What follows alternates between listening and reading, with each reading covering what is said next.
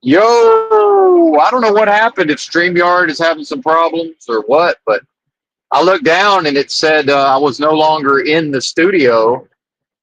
And then next thing I know, uh, I try to get back in the studio and there's no stream listed. So I don't. Is the stream over? I don't know what happened. Did StreamYard eat the stream? Let me go to my channel. Am I still live? Yeah. See, the other stream is just gone. I guess I don't fucking know what the hell happened. Yeah, it ended itself after 34 minutes. So I have no idea where it ended itself. But yeah, the stream ended itself. The prior stream. Interesting. So I was ranting and raving. It's probably actually for the best. Maybe StreamYard is testing AI to say when they start ranting and raving too much in the stream. Could be. Where's my water bottle? Oh, epic fail. We don't have the water bottle. Oh well. Anyway, I guess I'll try to start from the top because I have no idea how long ago 34. I don't know when the last stream ended. No idea. No idea. No clue. So let me get back to the main topic, which a lot of these spiritual concepts. So I want to go kind of back to the top, which is, I won't say I've been in my feelers, right? In my feelings so much as the people pleasing is a strategy that I've defaulted to, probably a lot of which had to do with, again, the way my psychology operates. Because I want to be clear, by psychology, I mean, that part of my brain and that the system actually designs, everything around, the culture, uh, the socialization, the parental expectations, going through the public school system, right? Uh, Social interactions with peers, going into the workforce. Like, really, any of us, if we look back, over our lives, right? Like, it's, a lot of things have happened. We've been through a lot, and not in a pejorative way. But we haven't been through a lot that's individual. And I'm more and more I'm seeing that the English language itself is a psyop, and pronouns with the way they operate in English is a fucking psyop. Right. Just the subtleties and nuance of just pronouns. And then me getting so having a certain type of reaction after a while to pronouns, especially we, right? So I'm, in the process of training myself to eventually always 100% of the time clarify when I say we, but I don't, I need to always be specific about what do I mean in this moment when it comes to the we, right? What am I talking about?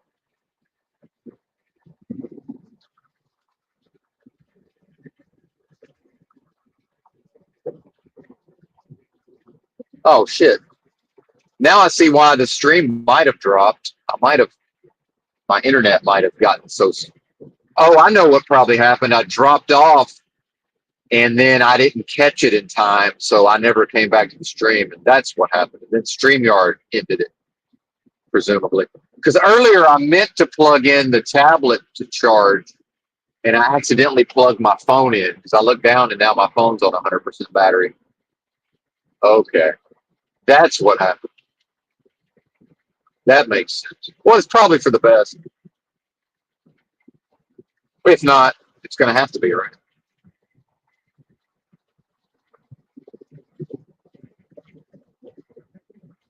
And I got plenty of time. We got 6 hours, and we'll be rolling in at 7 a.m. Well, no, we won't, but 7:20 a.m. And then whatever however long the stops take.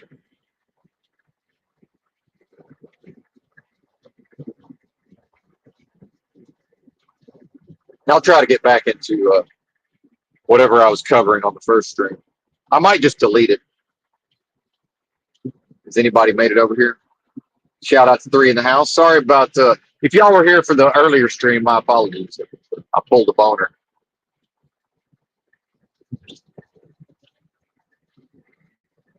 And it's actually kind of better in a way because now I can sort of pick my spots instead of just going full rant mode. And I got that energy out of me to some extent. So what's bothering me about all this? So, and again, being a super high functioning retarded person, I don't really understand my emotions most of the time as I'm experiencing them. I apply my intelligence and I've developed ways to figure it out later. And this is part of why I say I'm not that intelligent in the moment. It's not my forte. I am fast on my feet at times, but it's based on I've thought things through ahead of time, and my pattern recognition plays a part, right?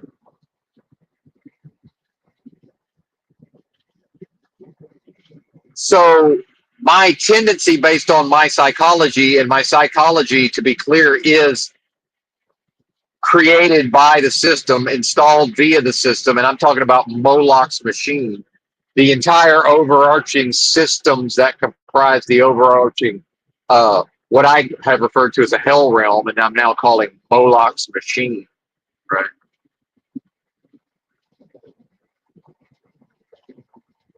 And the fact is, humans would prefer to view what I'm referring to as Moloch's machine to be, oh no, that's the world that the Most High God created. So you're going to tell me that this was the world that was created by the most super intelligent force of love possible at the highest levels of vibrational frequency? Because I'm pretty sure this is the world in which the antithesis of that force is attempting to disprove the very proposition of the highest levels of frequency possible in its entirety, to say, well, actually, that's not the highest levels of frequency. That from where we stand over here, we meaning the lowest levels possible, from our perspective, through the legalese, the enemy, and this is the spiritual war, the enemy is in the process of attempting to prove, or more correctly, to disprove the thesis or the proposition that what we refer to as God is the most high and there's nothing greater. And that I believe what humanity is referring to when it says God is the most super intelligent force of love possible at the highest level, the fastest vibrating levels, as far as the frequency, the oscilloscope, right? Well, if it's moving so quickly on the oscilloscope that it appears to be a solid line, and then what if the lowest levels of vibrational frequency, the antithesis, I don't know, is it possible for that to move so slowly that you can't really even tell it's moving at a certain point? I don't know. How does that work? And is that all a matter of perspective? Right. So, because is not the highest levels of frequency, can they not move so fast that I can't even visually detect on an oscilloscope the movement anymore? Or I guess it would then come down to what? The sensitivity of the instrument itself, right? How sensitive is the instrument? Right. And our brains are that way, right? Our physicality is that way. How sensitive is the physicality? How sensitive is the the mind, the spirit? And the reality is, I'm more than willing to drive a truck. The fact is, and I'm proving that, the fact is, as long as I'm able to continue to do what I need to do, it doesn't have to be live streamed necessarily, right? But there's certain things about my life that will be the priority. Period. End of story. No matter what. And it's a lot of it's what I talk about on this channel. A lot of what I talk about on this channel has to do with my practices, and more specifically practices that I design. Well, what's a practice? A practice is a system that I've created to achieve specific results. So the company, right, is employing a married couple who used to drive trucks, and they stay at the Dallas yard, right? It's not in Dallas, but it's referred to as the Dallas yard. Let me maintain my OPSEC here. And the woman, the wife at least, is very detail oriented and capable of being on top of what the company needs the people to be on top of. Where the lacking is the man lacks discipline, right? And also part of the discipline is he's not disciplined himself to the point where he understands systems. See, right now, do I have an innate ability with the high functioning, the super high functioning retarded person / undiagnosed fake autism?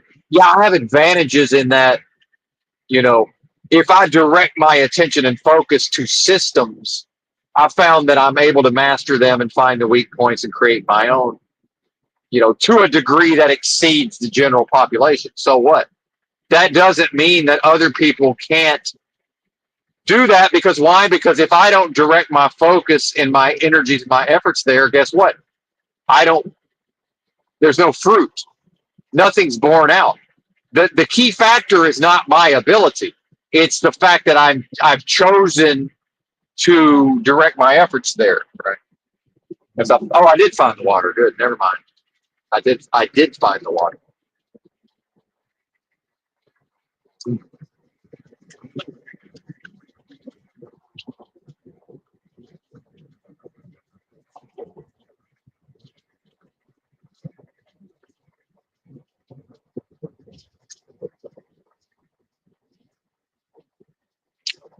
So back to the people pleasing and the internalizing, this realm has Moloch's machine because it had the advantage over me. So let's call this what it is. Let's bottom line what human experience is in the present form.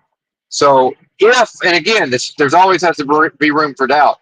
My contention is that part of what's happening here, part of being a human, is to experience a delusion, and more correctly, the delusion that my essence, and I've been clear about what that is. We'll get back into it again, but for brevity, let's not go back into it.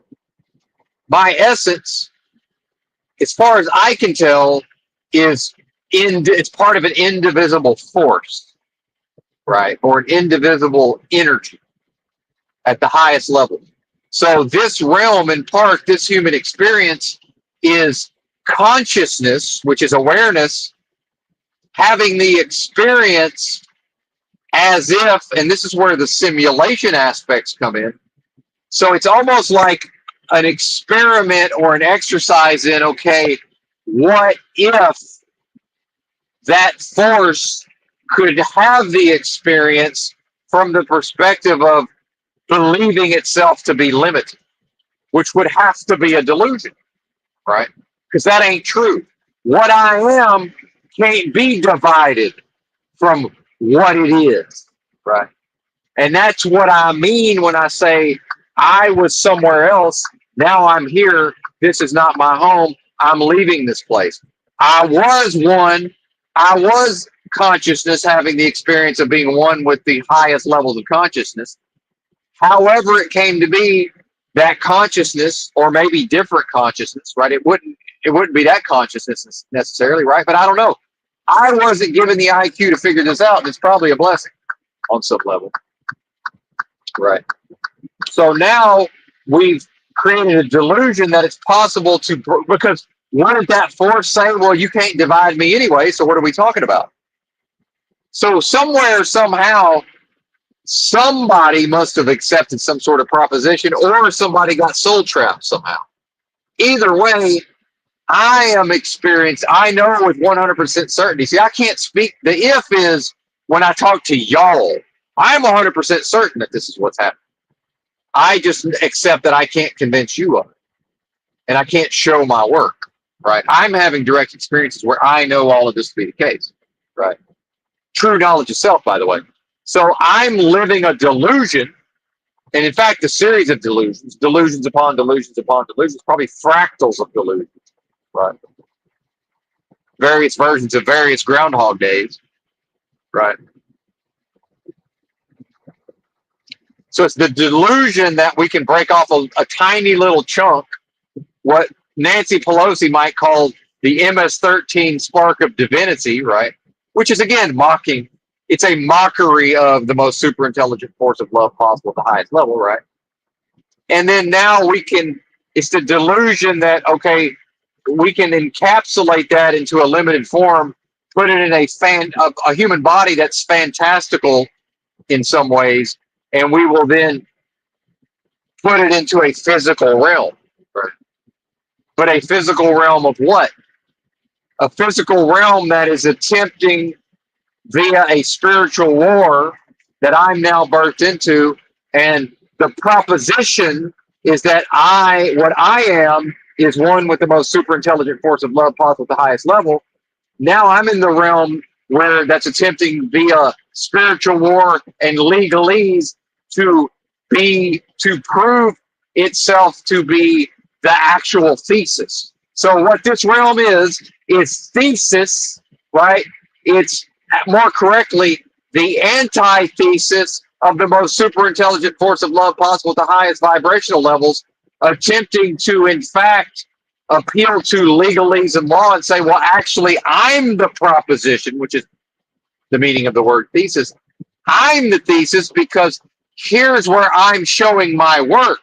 Because simultaneously, all of humanity is refusing to express the MS-13 spark of divinity in any given moment, in any time period.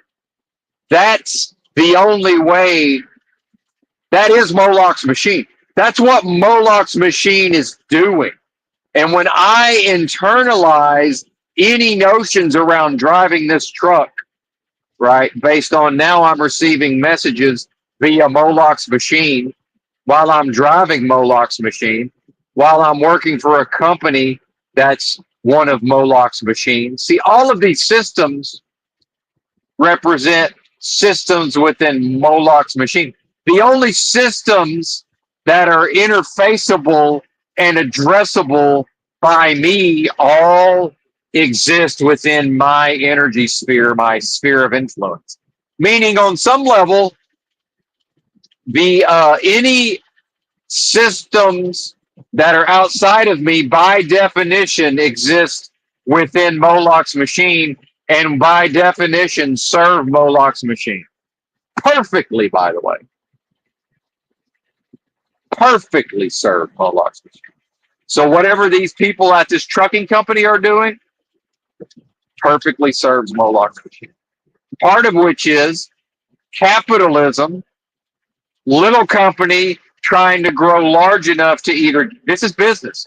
The little company wants to grow to the level where it's going to, number one, get bought out, or number two, grow to a size where it can say, okay, they're trying to buy me out because I got a chance at having a seat at the table with the big boys.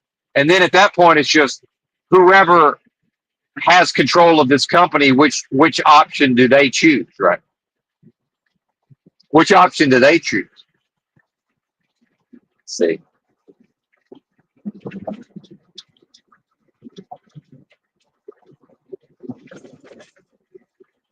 Or die trying. And by the way, part of what we're born into, being born into this realm of business, part of that is a literal get rich or die trying, right? Because if my daddy had known anything, he would have known that, and he would have known, son, in this realm, if you're going to make anything of yourself in this world, you better get rich or die trying. Which really it is, you know. Now, obviously, I've come to greater understandings, and in fact, everything always works out, right? And things are certainly working out. So probably, on some level, I'm probably supposed to go back to the yard on payday, let them have whatever I've worked this week, Monday, Tuesday, Wednesday, Thursday, now Friday, 5 full shifts, however many miles. Well, one day I was on a restart, so 4 full shifts of driving. I don't care about them 4 full shifts of driving. They'll either hit my account with that money or they won't, right? But we got the end in sight.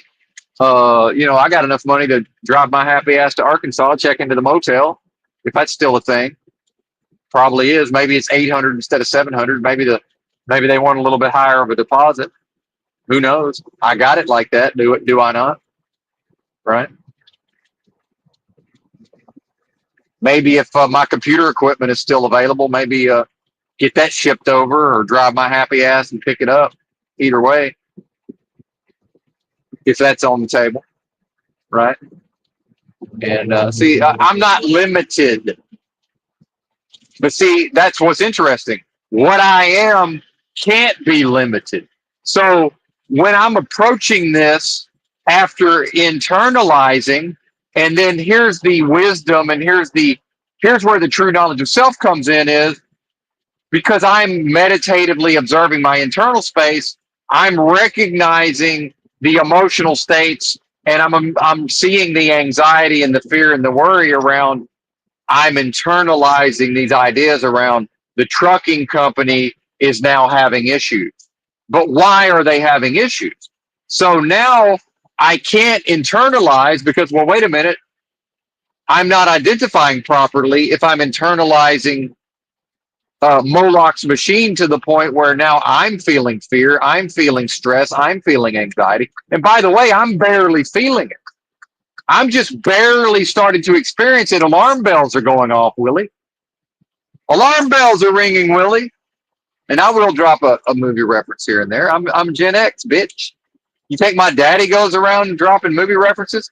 My dad has one movie reference, Bedtime for Bonzo.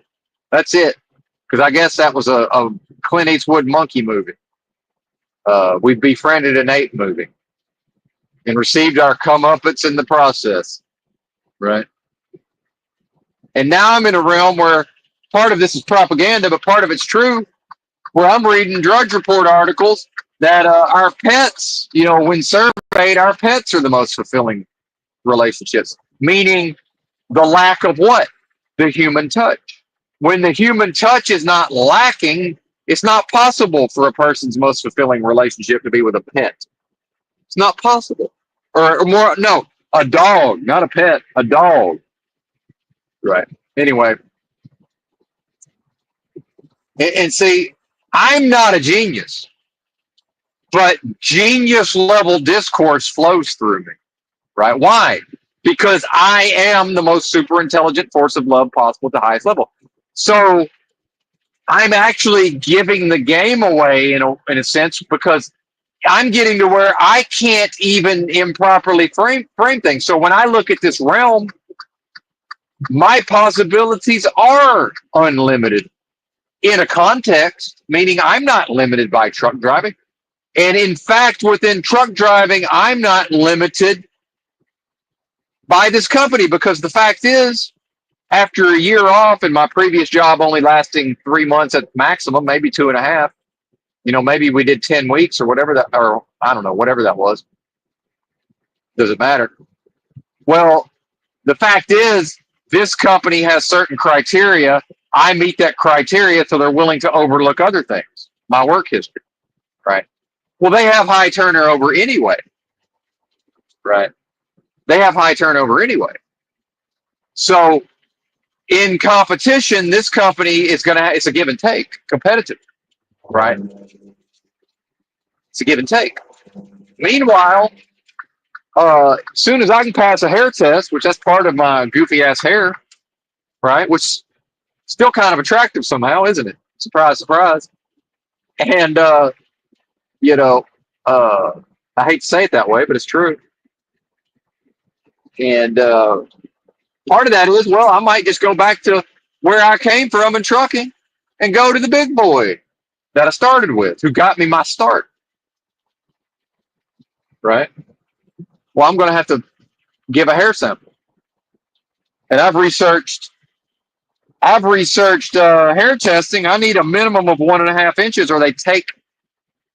Get your minds out of the gutter. Anyway, I don't even want to. I'm not even going to go there. But uh, get my mind out of the gutter.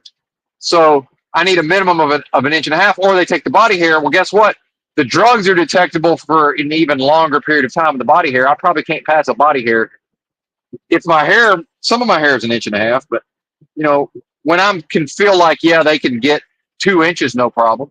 We're almost there. Well, now I can submit a hair sample and pass it, right? I can just go back to Snyder. And if they want to put me through a refresher, hell, it's probably better. Just start me over day one. You know, I averaged after tax with a garnishment $825 a week. That's plenty of money for how I'm living. I don't want to make $1,800 a week. Now, part of that is they're not taking taxes out, but let me go ahead and take my own taxes out. I don't need to make $1,400 a week. I don't.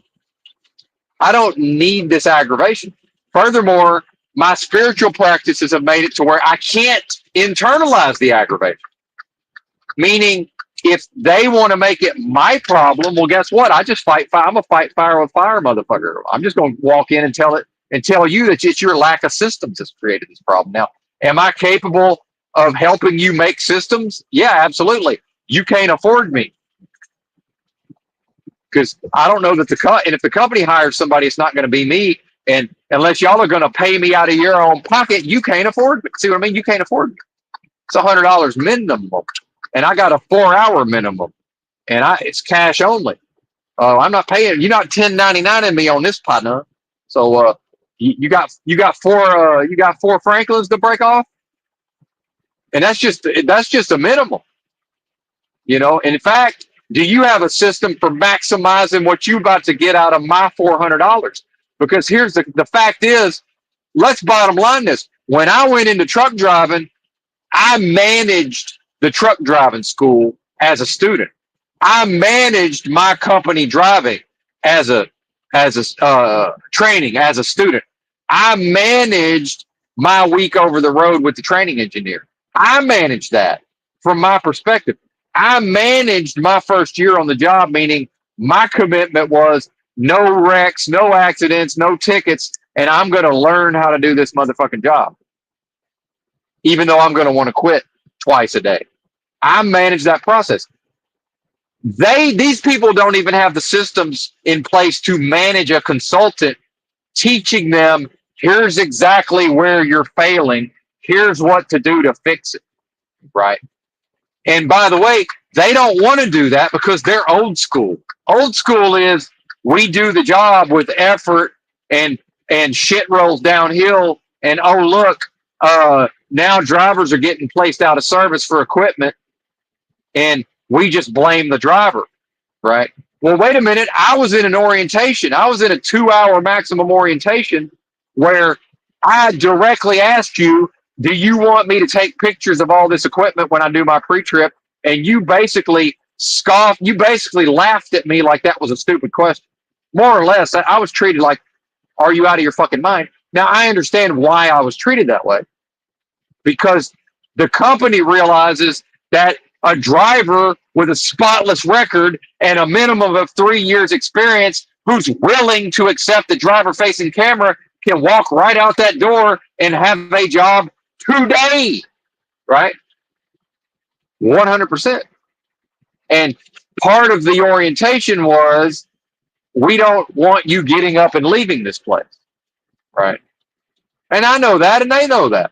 But we're playing a game, see? Well, the most super intelligent force of love possible at the highest level can't play games.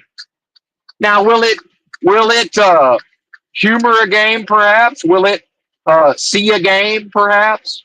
Well, no, but the human consciousness will, right? The human consciousness will do all of that, right? Or not.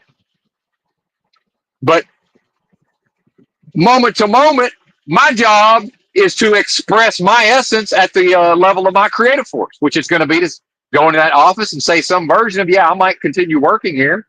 And I'm not, by the way, this is not a threat to leave. What I'm saying is, I will do whatever your systems dictate to do. But why was I here a month ago? We sat down and you told me not to take pictures of the equipment.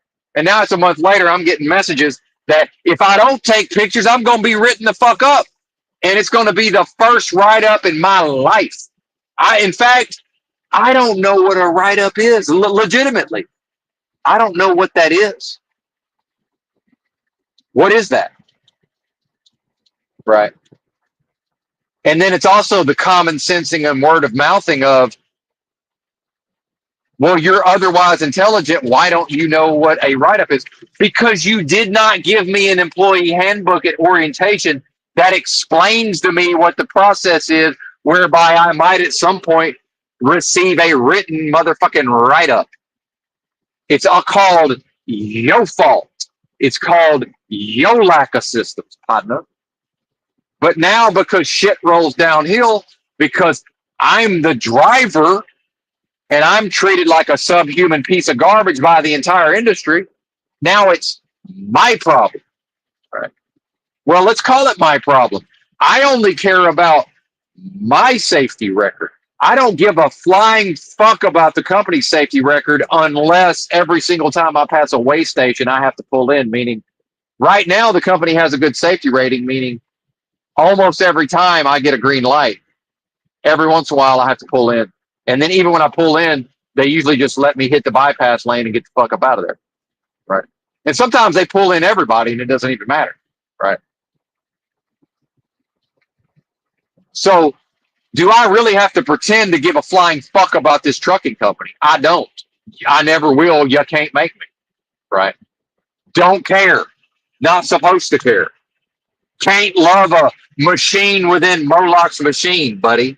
Not expected to, not supposed to. Right. What are you doing? Now, I seriously considered walking the fuck out of the door in the orientation when the guy looked at me and said to my face, we're like a family here. I hate that we're like a family rhetoric, because the only reason that's told to truck drivers is a majority of truck drivers are the level of bozo that appeals to. The we're family here rhetoric. Fuck you. Fuck you. Or more correctly, fuck that. We don't have to fuck you. Fuck that. My family knows me, and you know what my family would never try to do? Write me up. You know, you realize this, right? And meanwhile, when they had authority to do so, they spanked my bottom pretty much every day of my life up until a certain age. But what they would never try to do once I hit 18 is, air quotes, write me up. Are you kidding? Because they know me, right? Are you out of your fucking mind? Because I'll probably just refuse to sign it, because I'll say, well, shit, I'll just go somewhere else. Why would I sign this? You know, explain to me what this document is that you're asking me to sign. I want to, and then it's, by the way, now we're back to the common sensing and the word of mouthing of everything. We're just going to muddy the waters and just, well, by the way, this is a business. Why is there not why do I not have an employee handbook, a driver handbook that explains to me what this piece of paper represents? That you're asking me to sign a document of legalese.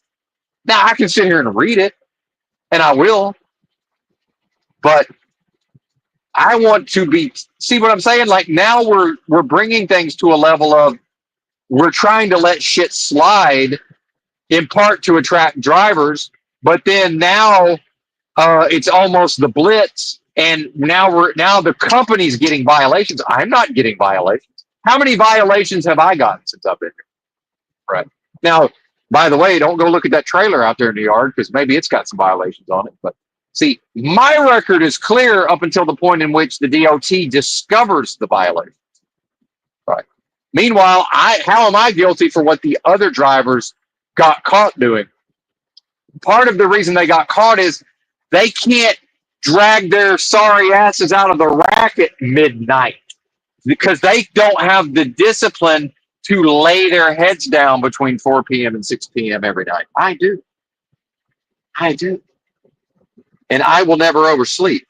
And if I do, I will still have time to get the job done. So part of that is, yeah, I'm taking a chance, but I'm rolling the dice that whoever's trying to catch me is working in the daytime. I'm about to get to the yard by 8 o'clock at the latest, meaning I'm rolling into DFW during rush hour. Do you think they're out there in motherfucking rush hour pulling every truck into the way station? Is it physically motherfucking possible to pull every truck into the way station in goddamn DFW rush hour? Right? But they can't think this way because they can't go to sleep at 4 p.m. They're up all night. It's 10 a.m. They're still asleep on a Sunday. They sleep till noon like they're teenagers on a Sunday, unless somebody wakes them up. I don't like waking people up. So now I'm incentivized to go back to the big company who can afford to pay a motherfucker to have normal business hours of Benton is calling us at 2 a.m. because Benton needs 3 of the trailer tires replaced at the TA. Guess what? The TA, I'm happy to drive into the TA at 4 a.m. because nobody's there. It's 3:30 a.m. There's a tech who likes to work on trucks. He's sitting there with his, or her, they're sitting there with their thumb up their ass. They want to replace the goddamn trailer tires. Here's old Benton rolling in at 3:30. Old Benton ain't rolling in at 3:30 with a light out on the trailer and a tire that we'll just go ahead and replace it because it's good as long as where I stop, right? If as long as I stop on the flat spot, it's a good tire. See what I'm saying? It's a good tire as long as the flat spot ain't on the top where we're looking at. We're gonna pull it into the bay and inspect it from every angle. You see what I'm saying? By the way, I'm looking at the tires. By the way, taking a picture of this tire may or may not show the goddamn flaw in it. See what I'm saying? And I'm blessed / cursed with the level of attention to detail to be able to grasp all of this, right? Y'all ain't. Meaning I always have the advantage over y'all, not you, the listener, them. Let me be clear. Meaning, if I choose to remain here, I will always have the upper hand when it comes to outthinking these bozos. There's nothing they can do about it, right? Nothing. They can't stop me. What I am can't be stopped. Do you see how it tells on itself? It can't help but tell on itself. What I am can never be stopped. Can never stop. Right? What I am is in a delusory state, having a human experience, being a human consciousness in the context of a spiritual war, in which case the antithesis of my very essence is attempting to disprove the validity of my entire nature, Mr. Bill.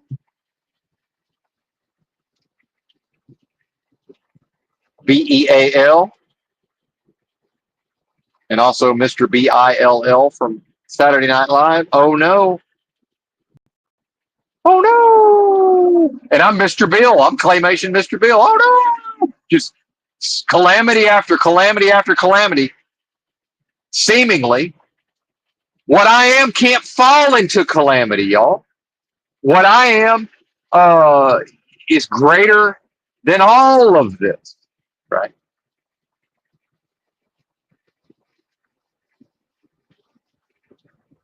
And how can I live my life without swag?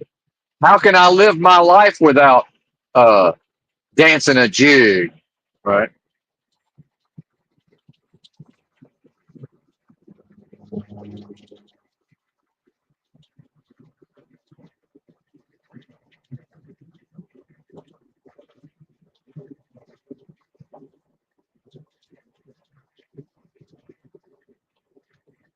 So at the end of the day, I'm going to do what I'm going to do. And increasingly, what I'm going to do is going to be based on as much as humanly possible, will not express in a given moment short of my nature or essence. I won't, right? And the only way to not is to submit, to spiritually surrender to what? my own nature, what I am. And see, this is what Christianity can't tell you. So you want to talk about a Christian style worship of the Most High? Well, what does the Bible say? The Bible says the kingdom of God is within me. So if I'm worshiping the most super intelligent force of love possible at the highest level, right? The creator of creators, right? The big G, right? And I'm the little g. Well, where do I worship? Inside of me, which is what? I don't know. It's kind of like worshiping myself in a way, ain't it? Christianity can't tell you that because Christianity is a business. And meanwhile, if it told you without you coming to that conclusion anyway, you wouldn't know what the fuck it was talking about. And you, and my apologies, the they in this example, they wouldn't even know what to do with it because that's true knowledge of self. Until the individual comes to these conclusions on their own, can't none of this be lived or acted upon anyway. Religion is demonic. Religion is corrupt because religion can never churn out individual after individual after individual who attains the level of knowing and the level of ability to show what they know that I'm exhibiting. Now, unless by accident, of course, we know the tree by the fruit. Show me the fruits of religion so that I can debunk those fruits and say, well, yeah, I understand that Moloch's machine has allowed you to dress this particular apple up as if it's, in fact, unblemished, but it's rotten to the motherfucking core, right? Let's break it open and really examine it. Let's put it to the test. Test the spirit style, right? Book of Job style, right? Because when love comes to town, right? Like in Book of Job, the most super intelligent force of love possible, if it looks if it looks into this realm and sees Job, and Job being more blessed than the other humans, and then you know, Job being one with the most super intelligent force of love possible, and then here come Satan, here come the sons of God to present themselves before the most super intelligent force of love possible at the highest level. And that force in the story of the Bible, in the story of Job, looks at the sons of God who had no idea Satan had been traveling in their midst, by the way. Had no idea. And God looks at them, in the story of the Bible, a humanized, we're already way off track if we're putting that into a human form, right? Whatever that is. Oh, you think you can put the most super intelligent force of love possible at the highest level in a human form? Well, that's what this realm is, and it's a delusion. It's a delusion. Tell me again how the Holy Bible, the King James Version of the Holy Bible in the English language is a literal word of God. Fuck you, sure it ain't. It can't never be that. It can't never be that. Why? Because written scripture is a dead thing. Until what? Until I make it manifest. Or you. Or you. So that's fine. I'll go back to this truck company. We'll have a come to Jesus, and I might just pack my shit and fuck off. And hell, I might just fuck off and go preach this in my hometown. They say a prophet hath no honor in his home country. Maybe I'll go preach it somewhere else. Because it's, the money will run out at a certain point, and it's already too hot to sleep in a car in the South.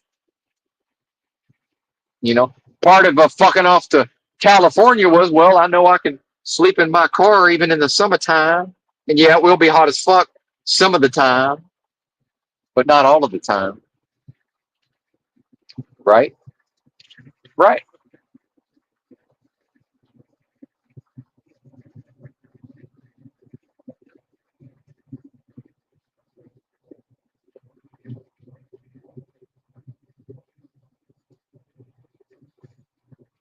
And the reality is that when I communicate consistent with my essence or spirit, it's a whole different ball game.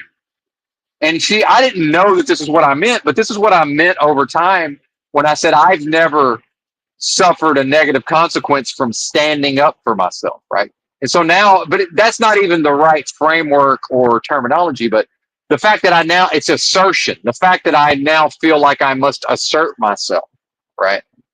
But I did not feel free to do that day one. Well, that's my own failing, because what caused the failure to express myself consistent with my nature from day one? It's that I was waiting for an authority within Moloch's machine to grant me that authority. See, that's wrong. See, I'm wrong. So really, I should go to these people and say, listen, I understand that you met me in a particular context. That's dead, right? It is. That's dead. I'm happy for us to move forward, from here, but it can't be in that spirit of death, right? So, now the real is here, for now at least, and this is all that exists. By the way, is this now? In fact, I'm already talking about the death of meeting you a month ago, right? But I can't explain it in these terms. But I do have a particular way of communicating a lot. But if a person has ears to listen, right? And this is, this is my purpose, to be of service, not by driving a truck. That's a means of getting along in this world. See, going along to get along, right? I like driving the truck, just like the tech at the TA likes working on trucks. It's the rest of the bullshit he don't like. It's the sitting around for 3 hours doing absolutely nothing because everybody's asleep. Well, old Benton's happy to roll in if he's with a company where he can call somebody and not have to wake a motherfucker up. Oh, but because we're a little company in competition with the big boys, we got to pretend like we're 24 hours. The company's not 24 hours. It's just not. It's simply not a 24-hour company.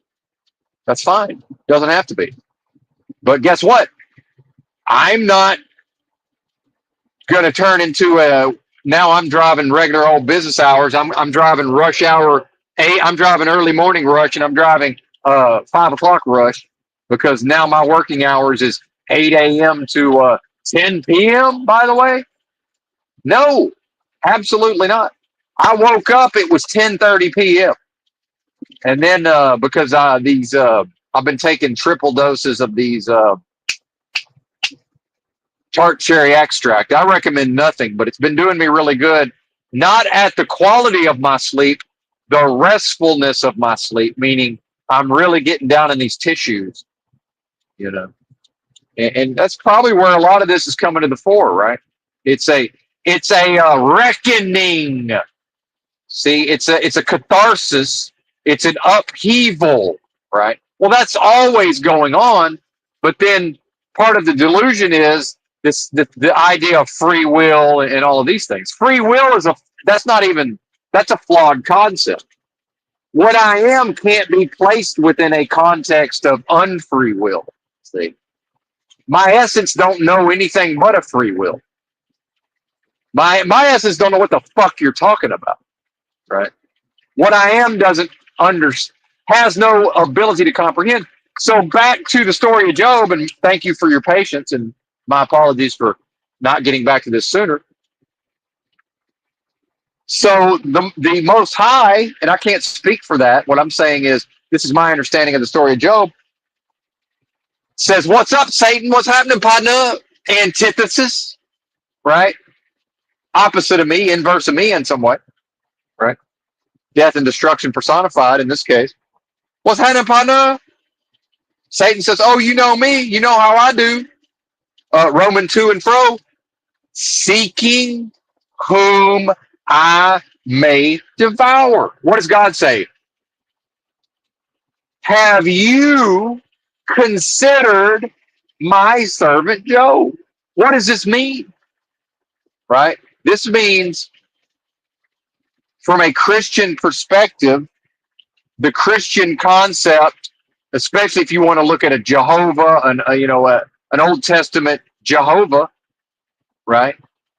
And this is why I believe that depiction exists, because humans weren't able to understand why it is that the Most High, that they believed they were called to worship, would just offer them up to the enemy, right? Book of Job style. I know why, because the most super intelligent force of love possible at the highest level cannot fear being offered up to an enemy. It's not capable of that experience. And furthermore, whatever is within Job that resonates at those levels it's the same motherfucking thing. So if we want to apply an intelligence, now it's not the intelligence of the Most High necessarily. Let me apply intelligence to this, meaning if I know that Job serves the essence of the most super intelligent force of love possible because Job is in touch with Job's essence, and if I trust that no matter what happens, other than physical torture of, don't directly do anything. But by the way, legalese, I don't believe Satan is allowed. I don't think the antithesis is allowed to physically touch us in that way. I really don't. And it's just that's part of the legalese or the law for whatever reason. So that's the one caveat. So then after the Most High says, have you considered my servant Job? And that's when Satan says, oh yeah, you've blessed him, you've multiplied him, you've done this. Take all that away and he'll curse you to your face. This is the spiritual war. This is the this is antithesis saying your proposition is null and void. Highest level. And highest level says, hey, I'm out here. Watch me work. Watch me dance. Watch me dance this jig. Hold my beer. Right? Hold my beer metaphorically. Watch this. Right? I'm finna put my name on it.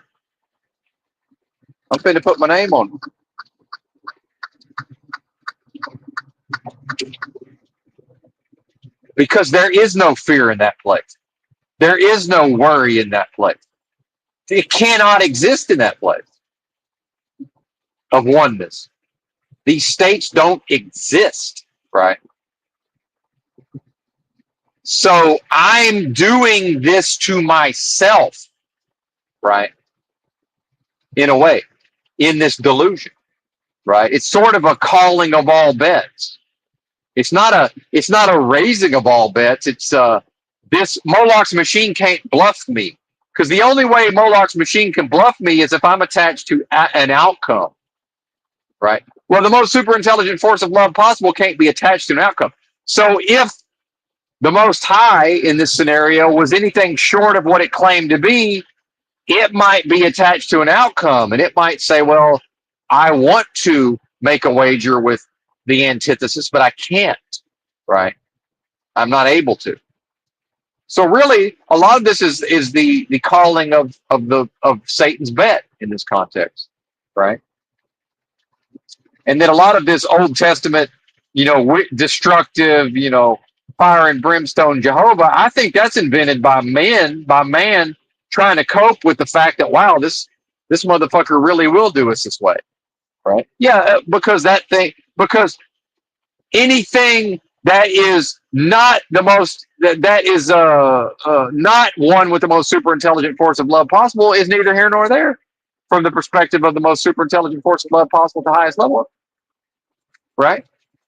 It's by the way, it's the Fight Club concept of to let everything that doesn't matter truly slide, not to let everything that doesn't truly matter slide, to let everything that doesn't matter truly slide, meaning true manifestation of the my essence. That's what that means.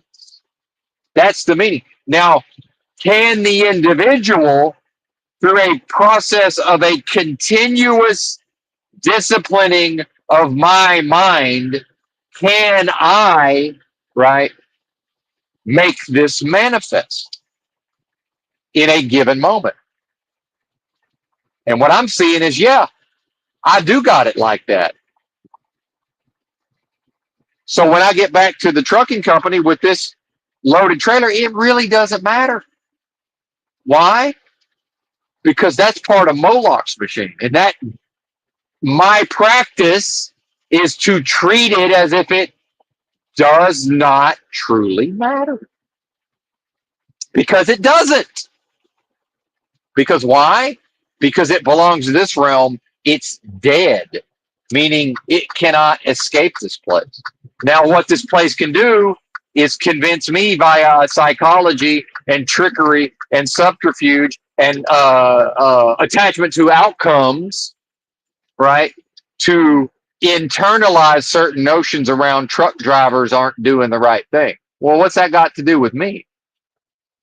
Right now, whether or not I'm doing the right thing, y'all did the wrong thing, sat me down a month ago and told me that, that would more or less be ridiculous for you to use this app to take pictures on your pre-trip inspection. Meanwhile, that's now the expectation. Like, what? Huh? Do you see the mixed messages here? And that's not the first one. There's been other mixed messages. And believe me, old Benton uh, makes note of all of the mixed messages. It's just he's happy to not bother to act upon any of them or to even pay much attention until now Benton's feeling some type of way, right? See how it works? Now Benton's feeling some type of way.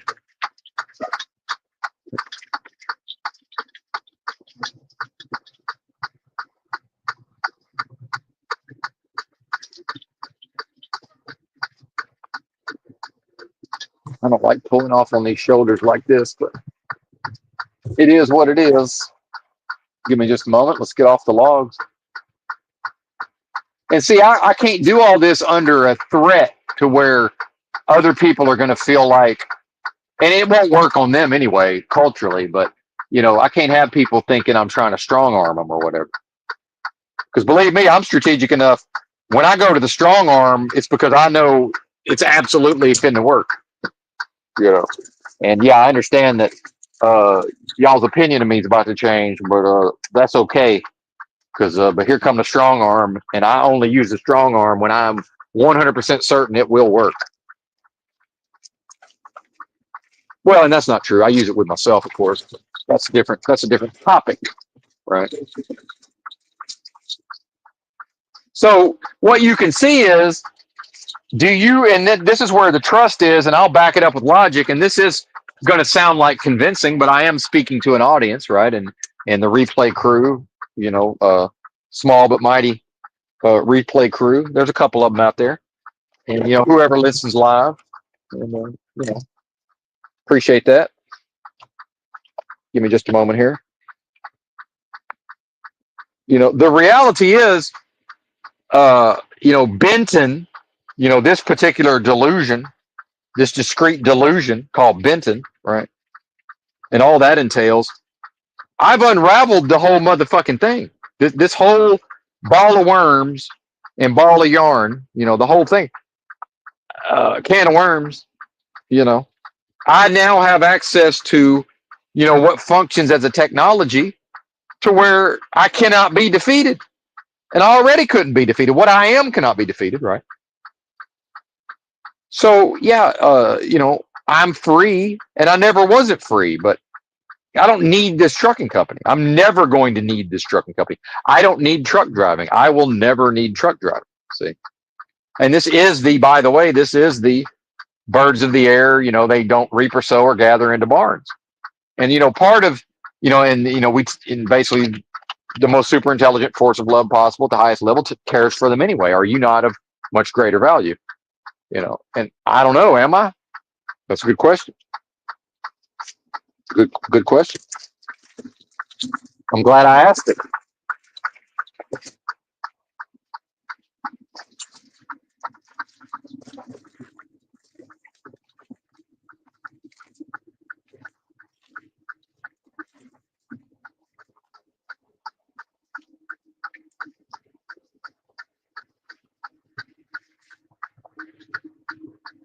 All right. Let's see if there's anything else that needs to be done while I'm stopped. Guess we can fill up the water jug, but that's all right.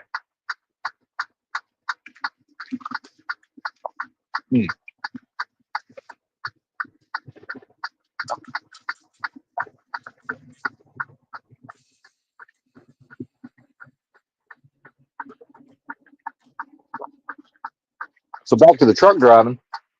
Hold on. Let me get my fanny pack. Got a bad habit of leaving my fanny pack in the back of the rig. So, and then another thing about these violations and these drivers, see, I'm lumped in with a bunch of people who are nothing like me. And by the way, this is the corporate structure. When I'm very different than almost all the other drivers in my behaviors on the job, but to then place me in a corporate structure, there's always going to be pressure applied to get me to behave like all the other truckers. But when in reality, you know, I'm more valuable to a company who can figure this out and actually use it as a strength, right?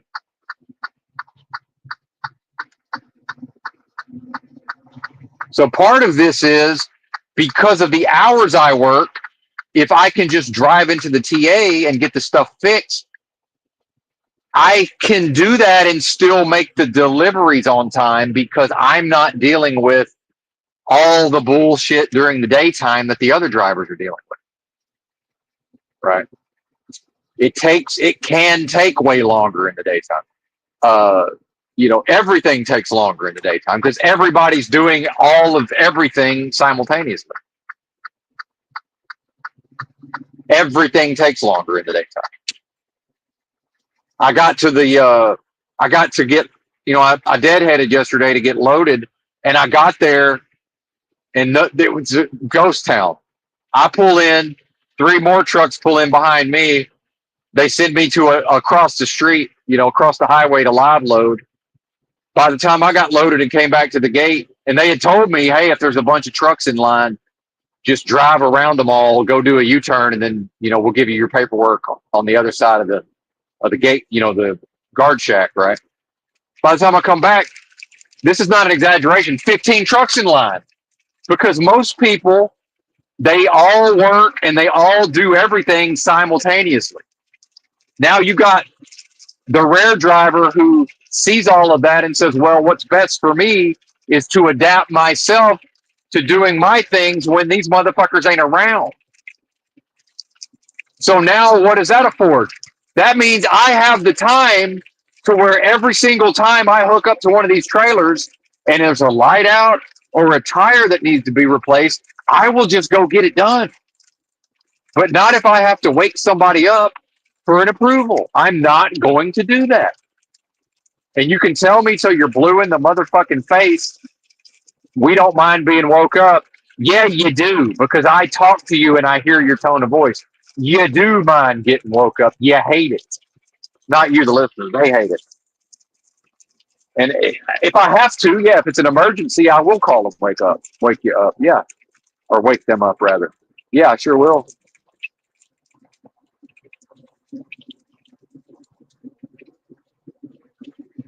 Sure will. Because sometimes it's out of my hands at that point.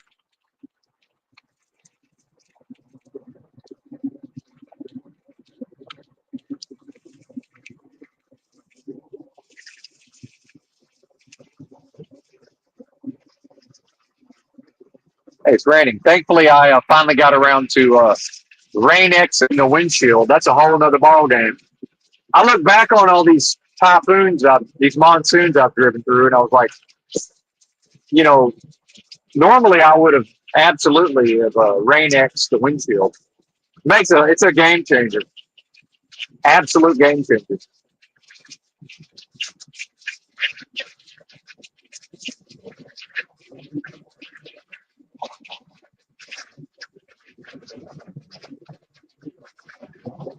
It's a monsoon.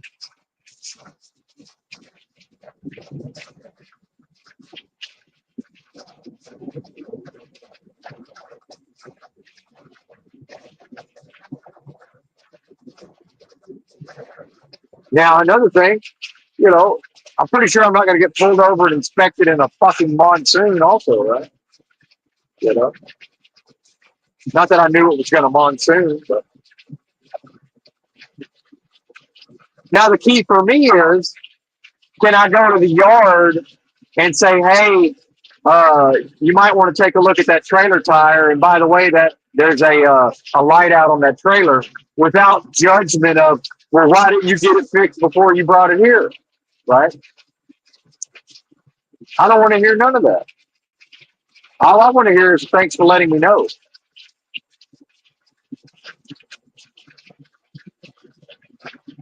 Appreciate it.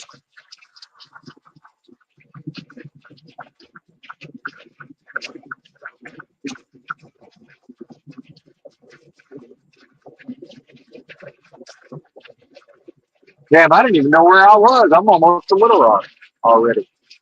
Huh. I'll be dang.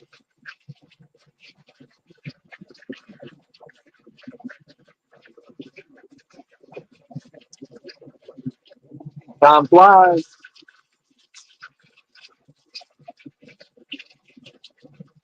Apologies for the loud ass noise if y'all can hear any of that rain.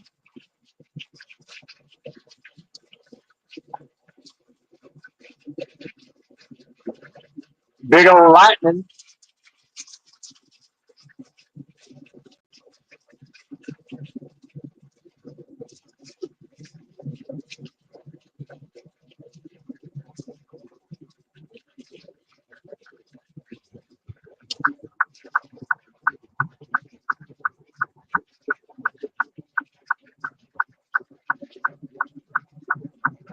Usually I drive, I'm taking the 440 west around Little Rock. Usually I drive through the middle just to take a gander at downtown, but well, there won't be much to see in this monsoon anyway. The capital of my home state, after all.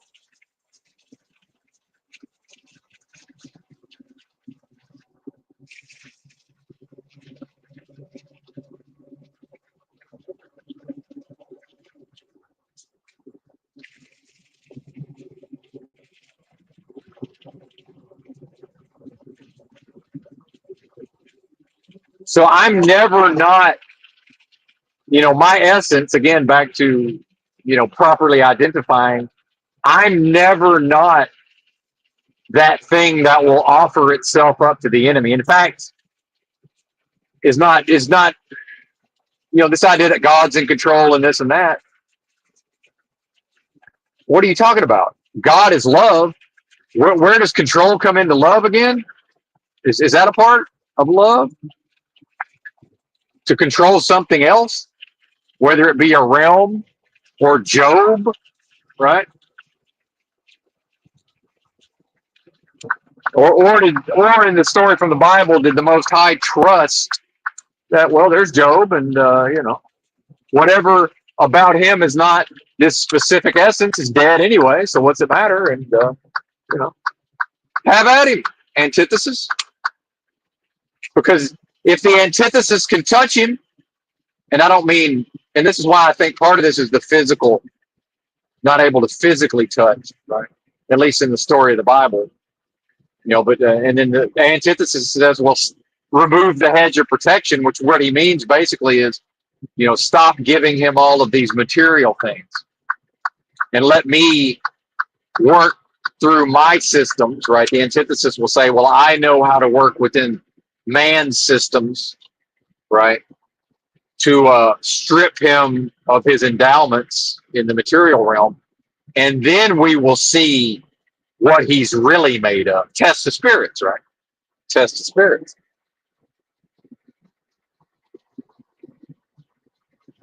And the most super intelligent force of love possible at the highest level, it can't feel no worry or pity or man, Job's really about to go through it. It doesn't have a concept of that. It cannot even conceptualize that. All right, go for it. Shit. And isn't that what the Bible, the idea of, God's word can never return void, right? Well, If it can return void, it's not God's word. So what are we talking about? If Job can be stripped of his actions and curse his own nature and essence, the most super intelligent force of love possible at the highest level, right? Then he never was that in the first place. This is the spiritual war, right? And this is genius level discourse flowing through me, right? I don't claim credit for that. I claim credit for disciplining my mind. I claim credit for conducting myself to what? To till the soil, mind, body, and spirit, to where this is able to come forth. I am supposed to claim credit for that. I'm supposed to feel good about that. I'm supposed to recognize the superiority within that. See? And I might just get to this. I might just get to this yard and have the spirit of I'm gonna go off and preach. See you later. My calling's always a higher calling, or more correctly, my calling, any calling that's not my calling is a lower calling. How about that? My calling is never not the highest calling.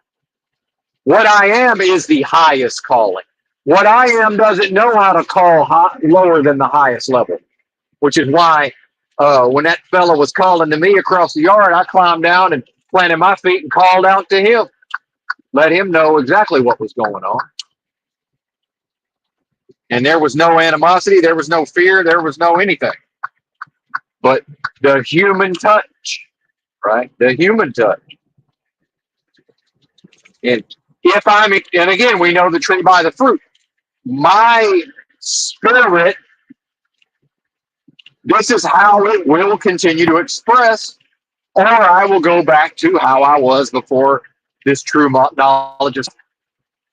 By the way, if knowledge is power, well, I probably can't go backwards in that way.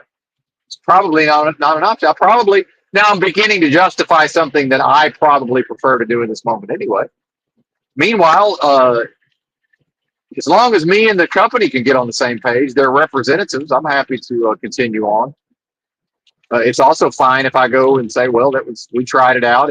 You're not the company for me, and I'm not the driver for you. And now the dispatchers aren't going to like that, because guess who's really good for the dispatchers' numbers that their bonuses are based on? That would be Mr. Benton here. That would be Mr. Benton. Now, here's where Benton is strategically, is do I get to the yard and immediately start cleaning the truck out and at least throw what I'm not willing to abandon into my car? Because some of these companies will just immediately say, well, that's our truck, and we're not going to allow you to go back out there and get your belongings. Like, that is a thing that happens in truck driving. We will process the truck and we will provide you with your items. And then probably I could do some version of getting the cops out there. Right. I got no time for that. Or do I revert to my nature and just say, well, if it's, I don't need that stuff anyway in the long run. It's better for me, right, to get out with, whatever little bit of food I can take with me. I've got 7 more bars of this dark chocolate. It's $28. But who cares? $35. Who cares?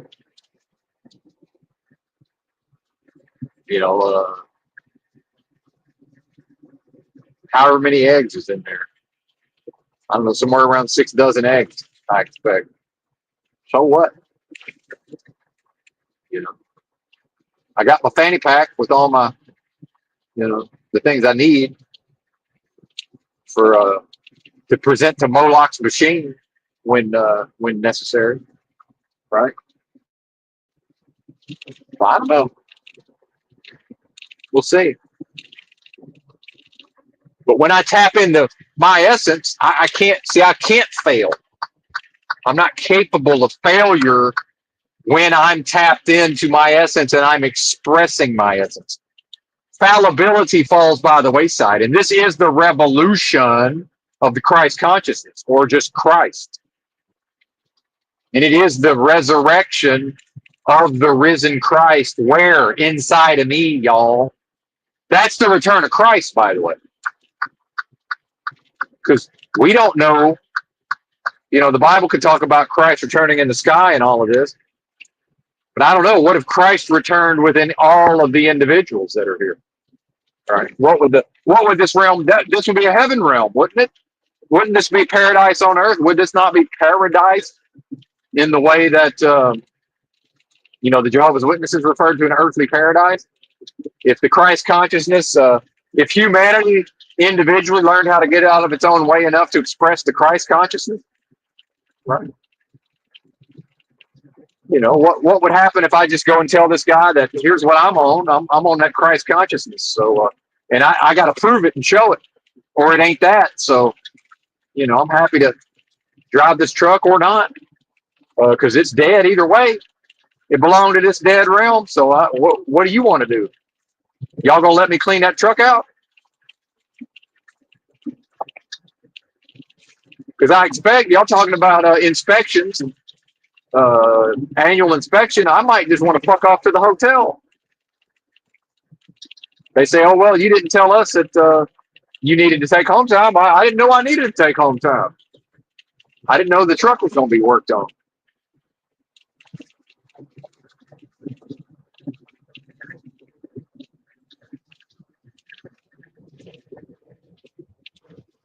Because they don't have systems.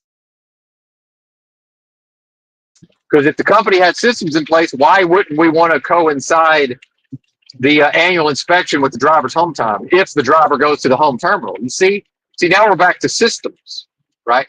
I guarantee you the big companies have systems for all of this. Of course they do. How could they not? Oh, shit. Now we're trying to crash. Or more correctly, people are crashing.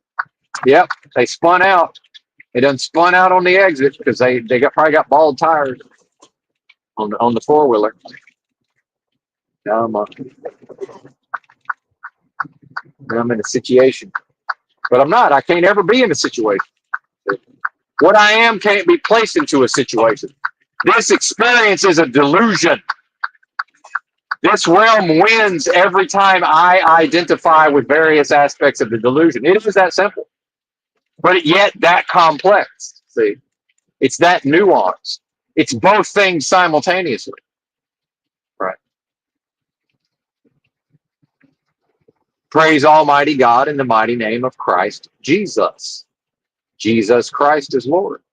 Well, I'm not the historical Jesus, but as far as I can tell, I'm meant to be a vessel, right, within the delusion to express my Christ-like nature. That's the revolution. That's the revolution.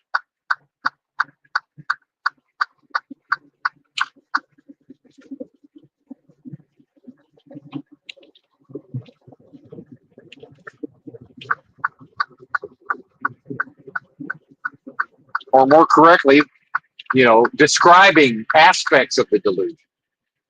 So I know this is true knowledge, y'all, because here's the continuous disciplining of the mind. Part of that is to be able to interface with all of these concepts, mind, body, and spirit, while maintaining one's sanity. Right. Key component. Right. The surreal, and I've recently referred to how surreal this realm has become. That's not the case. It's a delusion, and the more I see the delusion as it truly is, that is surreal. From the perspective of it's supposed to be tangible and solid and concrete, and the Christian, by the way, idea of this is a one-off, and we live one life. Well, I don't know if again, if my essence is one with the most super intelligent force of love possible, that ain't even possible. If what I am is and was and will be one with the most super intelligent force of love possible, this can't be a one-off. Christians.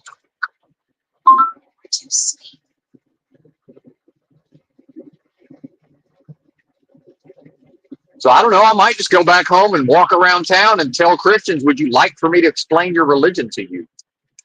or would you like to remain in within the delusion? Your choice. Okay, have a good day. Or they'll probably want to have a conversation, but then that will be them wanting to talk to me. Right? They'll want to tell me all about it.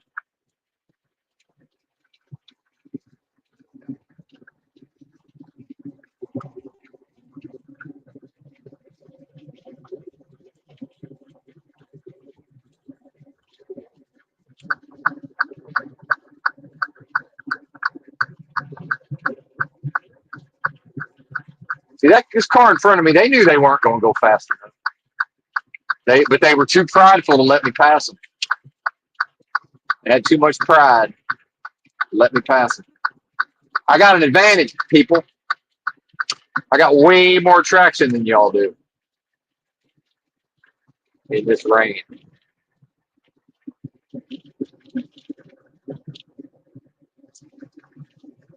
And there go the flashing lights because they're crashing all over the place.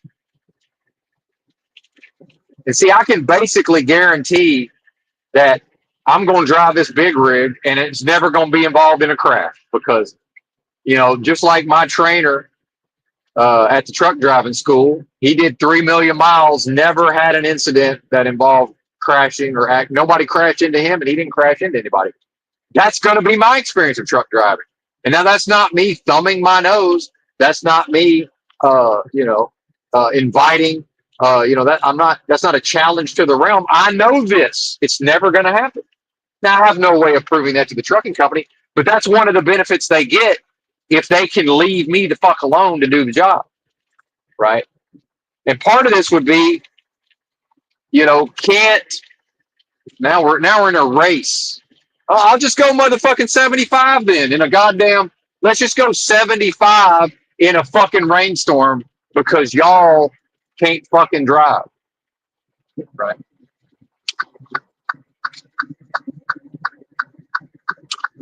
So here, have it, take it, enjoy it.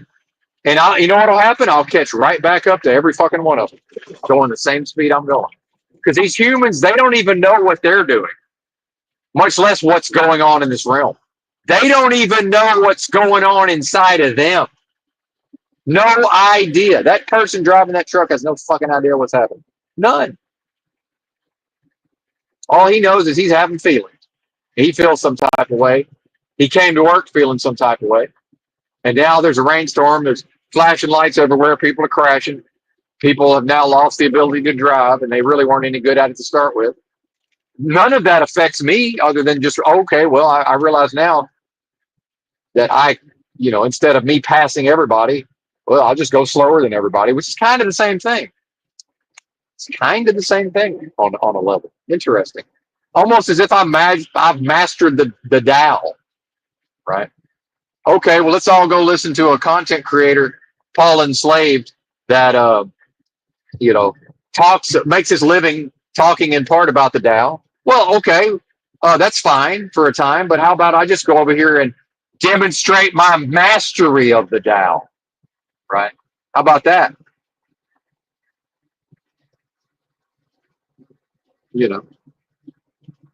And I've never met a fucking any kind of self-realized master in this life. Does that mean that I can't be that? Well, here's the thing that I learned by growing up in a mind control cult. I can't ever turn that into my identity. I can't ever turn that into how I make my living. It's a thing that I perform, right? It's in fact a performance of my essence, but couched in terminology that the realm can comprehend in some way. So the realm tells me if I'm that. And then what I am says, hey, that's what you said. I didn't say that, you said that. Right.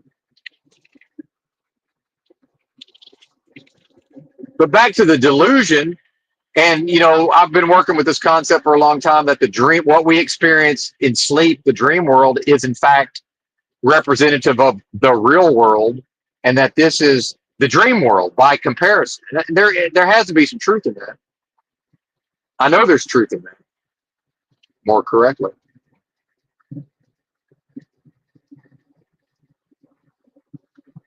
So why wouldn't I approach what I'm going into the rest of the day as, on some level, a surreal dream, right? But it's real in that seemingly the choices I make and how I interface with the delusion and the surrealism and all of these things does seemingly dictate. But then, is that only because I'm still willing to attach myself to outcome?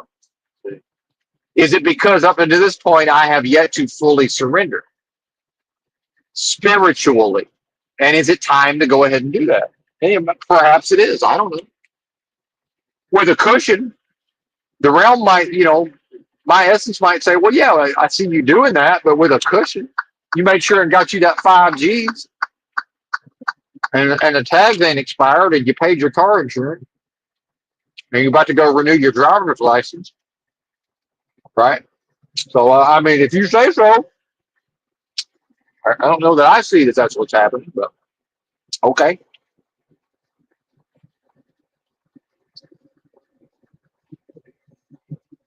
Which is actually, it doesn't sound like it, but that's the logical justification for continuing to drive the truck. It's like, well, shit, might as well just keep driving the truck then,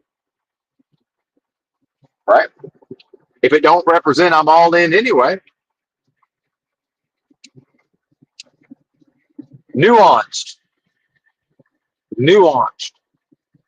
And most people will never be willing to interface with themselves, within themselves, and then with the realm at large in the manner in which I'm now demonstrating. They're just never going to be willing to do it. That's the reality. The vast majority of every human that comes in this realm is unwilling to do what I'm doing right motherfucking now. How about how about you?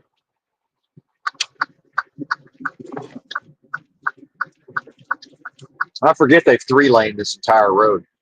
It used to go from 3 lanes to 2 lanes at a certain point, but they've extended the 3 lane for finally.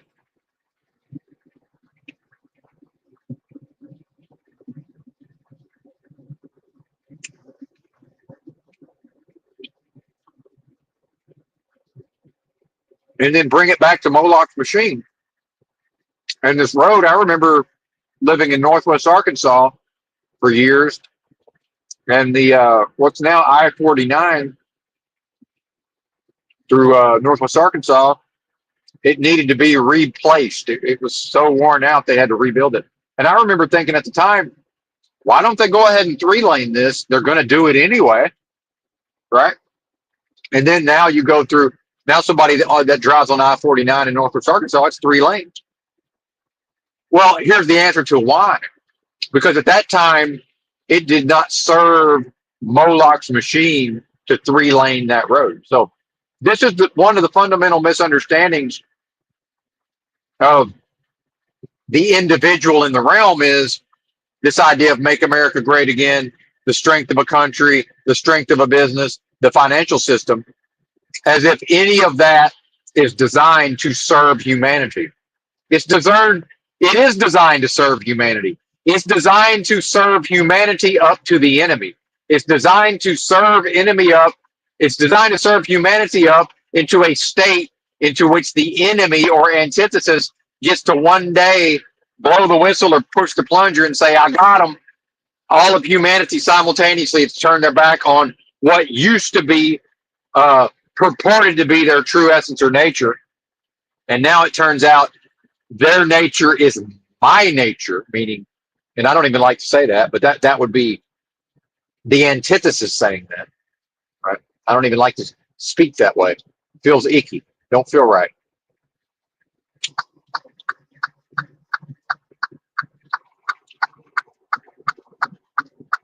Don't feel right. Bear with me. I'm eating the dark chocolate. We'll get the theobromine boost.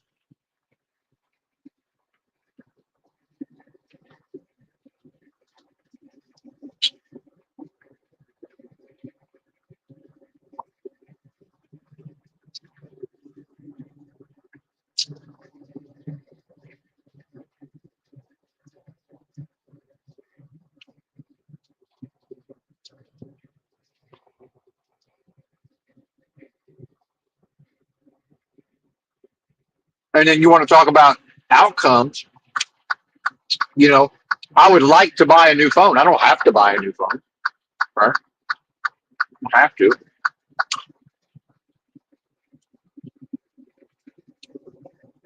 you know, as long as I manage to acquire a physical SIM card, any number of phones will work. Now, I'm on the eSIM right now, so that's really the only hiccup.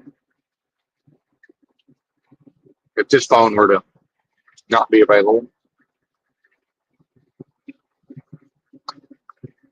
that's a preference. Who cares? Everybody's got preferences.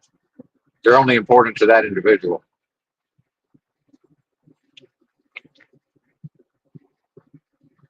So, unfortunately, people like our YouTube channel, Enslaved by Truth, he's been indoctrinated and his psychology is operating where he's looking at things as if this is a realm that's designed to serve humanity, as far as humanity having a loving, wonderful experience, peaceful, loving, thriving, right?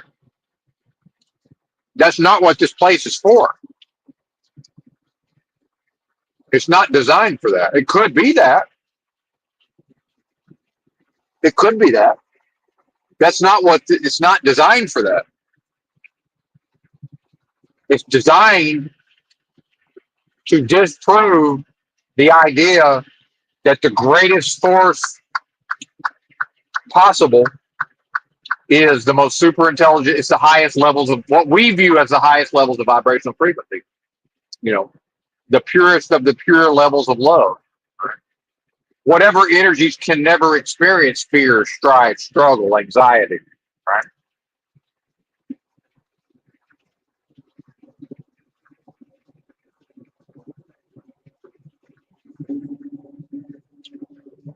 And, I have an advantage. I've lived as a homeless person for many years, right? And that's a great strength in a way, right? It certainly makes it easier to put my money where my mouth is with some of these ideas.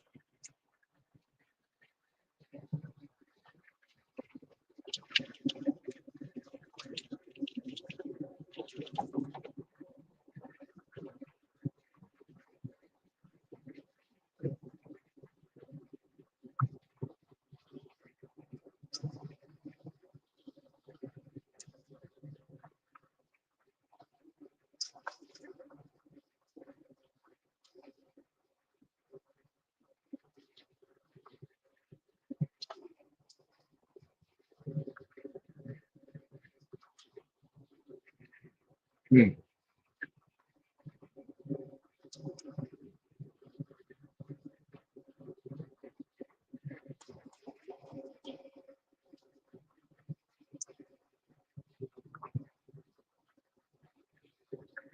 Tried to rinse my mouth out, but I found everything on the floor of this cab except for my spit jug for the mouth rinse.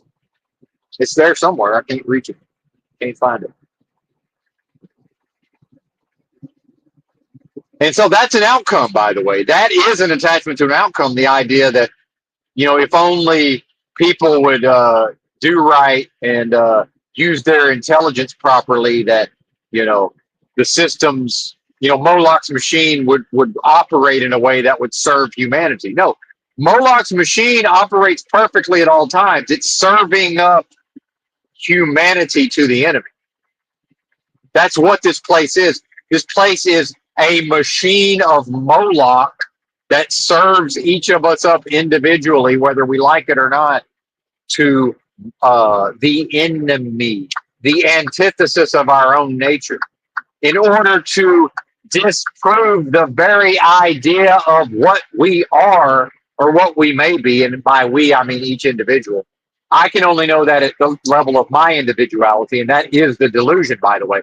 It would not be a delusion if all the individuals here could experience as being one at the highest level. If we could all do that on a group level simultaneously, and I don't know, maybe that's possible if individuals evolve themselves within themselves, maybe that's what this realm would be. maybe this realm would then cease to exist, because at that point, wouldn't the delusion go away? Would not the delusion cease to exist at that moment? So am I actually creating the delusion? See, that's, again, we have to maintain our sanity, and some of that probably should not, and in my case, can't be looked into closely because I don't have the IQ, thankfully. Thankfully, I lack the IQ to examine that. Really, that's as close as I can get, thankfully. Right. Whereas these other things I know, and some of them are my opinions, but a lot of this is my knowing. And that's preaching. My preaching is to go around and to speak what I know, and that will, in the context of Moloch's machine, that can never be anything but revolutionary. Within the context of Moloch's machine, to express my essence, that is one with the most super intelligent force of love possible at the highest level, will only ever express in a revolutionary fashion. And if people aren't able, everybody knows what they do. I'm only in charge of this particular aspect of the delusion. I'm not in charge of any of the other. So that's where the idea of the loop into problem solving and the idea of reforming the system and working within the system, that's to suffer the delusion that the being is not, in fact, in a delusion. See, there's a delusion already prepared such that to deal with the fact that your experience is itself a delusion. It's like, again, we're back to the fractal nature of perhaps delusion itself, right? So the quote, waking up, in my view, is to be able to begin to operate within the realm based on the nature of the realm itself, which is we all accept as illusory, right? And transitory. Why not also delusory? DELSUORY, I believe. I need to see the letters. It's harder to do it in my head. I think that's the correct spelling. Why not delusory? Right. Oh, but fleeting and illusory, and outside our grasp when it comes to eternity. Thankfully, right? Sure, humans are willing to accept that because that is portions of the psychology that serves or has served or continues to serve Moloch's machines. Right. And make no mistake, Moloch's machines perfectly serve Moloch. And if they seem to serve humanity, that's part of the delusion, part of the deception, and also probably pragmatic at a point. The people of the post-war period that built up the country, so-called, were not superior humans. They were doing what their psychology dictated that they do because that's what served Moloch's machines at the time. Right.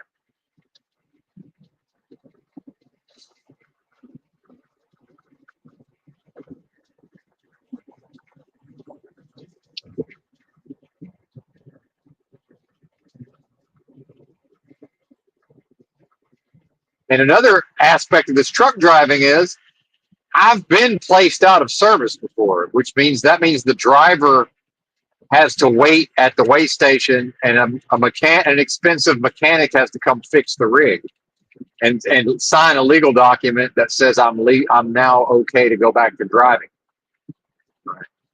That's what OOS is, out of service.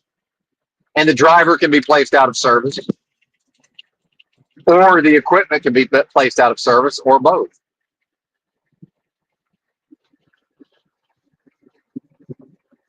So the driver being placed out of service is usually some version of, we don't believe your logs, your record of your work to be valid, so we say you have to stay here 10 hours in order to legally drive. So we basically say Benton signed a document that says he's got such and such hours of drive time. We don't believe Benton. We require Benton to not drive for 10 hours and then he can drive 11. Or we don't believe him, he has a 70-hour clock, so we need him to stay here 34 hours. Whatever version of that it is. Right. Well, who cares? I've never been placed out of service as a driver, but I've been placed out of service for the equipment. I live in the truck. Who cares? I don't give a fuck if I got to wait around all. Now it's going to fuck my schedule up. But beyond that, I don't give a fuck. But if a person works for a company as a married couple, and part of them even having a job was for them to get off the road and not have to drive a truck anymore, and I'm pretty sure that was Mama's idea, right? You know, she was willing to drive a truck, but eventually Mama wants to get off the road. It's not that comfortable on the road.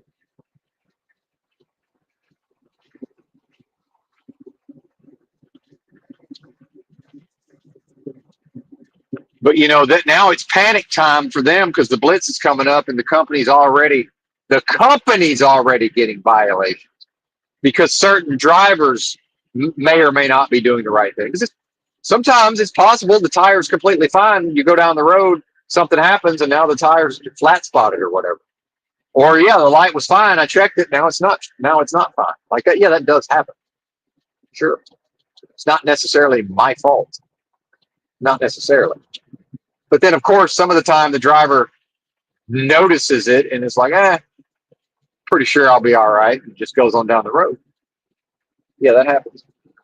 And it got so bad with my first company, Snyder, that every single trailer I hooked up to or looked at needed at least one tire replaced. That it happens. The majority of the trailers I've hooked up to with this company need something done to them. Why does that happen? That happens because the company does not have systems in place to deal with that. They're doing old school shit rolls downhill. We leave everybody alone until now. Oh, there's a problem, and now it's my problem, and we're the safety couple, and now we're just going to start threatening to write up the drivers. And we're going to, by the way, prove to the driver what the driver already knew, is that the company cannot value me. The company, in some way, under capitalism, can really only view me as a sucker. Now, the fact is, it may be to the benefit of this couple that they used to drive trucks, but guess what? They don't drive trucks. They go home to their comfortable house every night. I'm living in a big rig. It doesn't matter that they used to live in a big rig. They still had a home to go to, because I'm pretty sure Mama wanted a home to go to, whether Daddy did or not.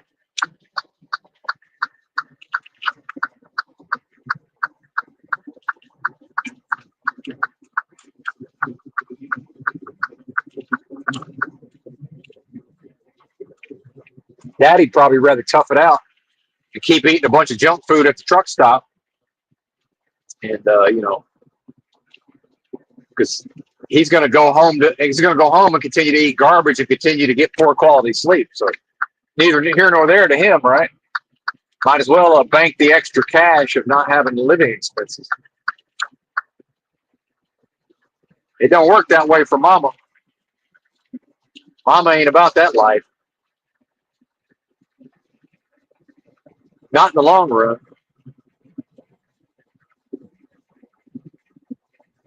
Not unless there's something in it for her,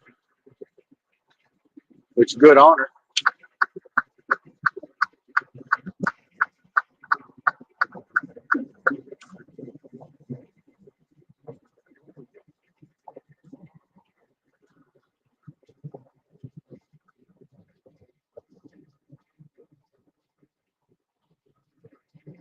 And then, just because I'm talking about my own situation, it might be time to cut and run from the car, because, the reality is I do have a clutch kit I paid $250 for, $225. That's fine. It's going to be somewhere around $700 to install that. Needs a ball joint, but the clutch still works, right? Uh, I don't have to renew the tags. I don't have to continue paying the car insurance. Um, you know, could I conceivably pay for another year of car insurance, get another year of tags, right? Uh, and then go back to Cali and go back to sleep. Yeah, I could, but do I really? I probably, whatever I needed to experience to get to where I am right now, spiritually, mind, body, and spirit, true knowledge of self, probably that was accomplished. I don't know that there's any need to go back. Now, maybe there's a need to go back to Cali, but, not sleep in a car, right? And, you know, yeah, probably in the long run, I do need to walk about 10 miles a day. But, I don't need a car to do that necessarily. So I don't know. It'll be interesting. It's all coming to a head, seemingly. In a way, right? In a way, not at all.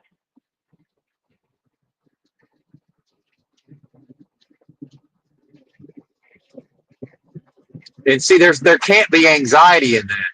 There can't be worry in that.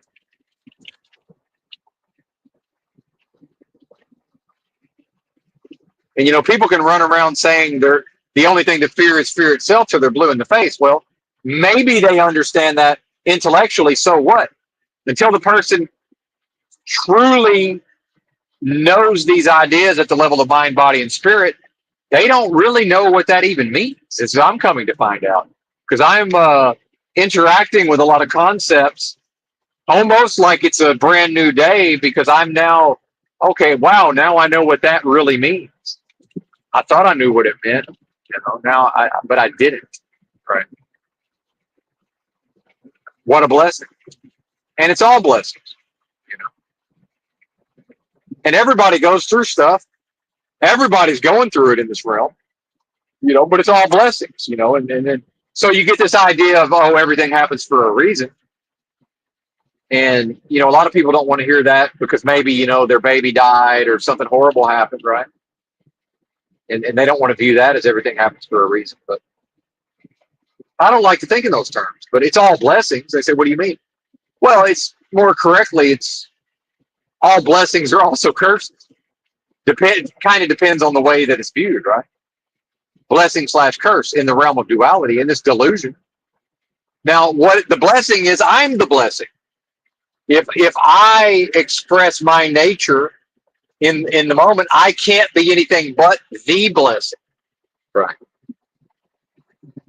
So if the realm operates at the level of Moloch's machine to attempt to disprove the proposition or the thesis of what I am, that's how powerful and important I am.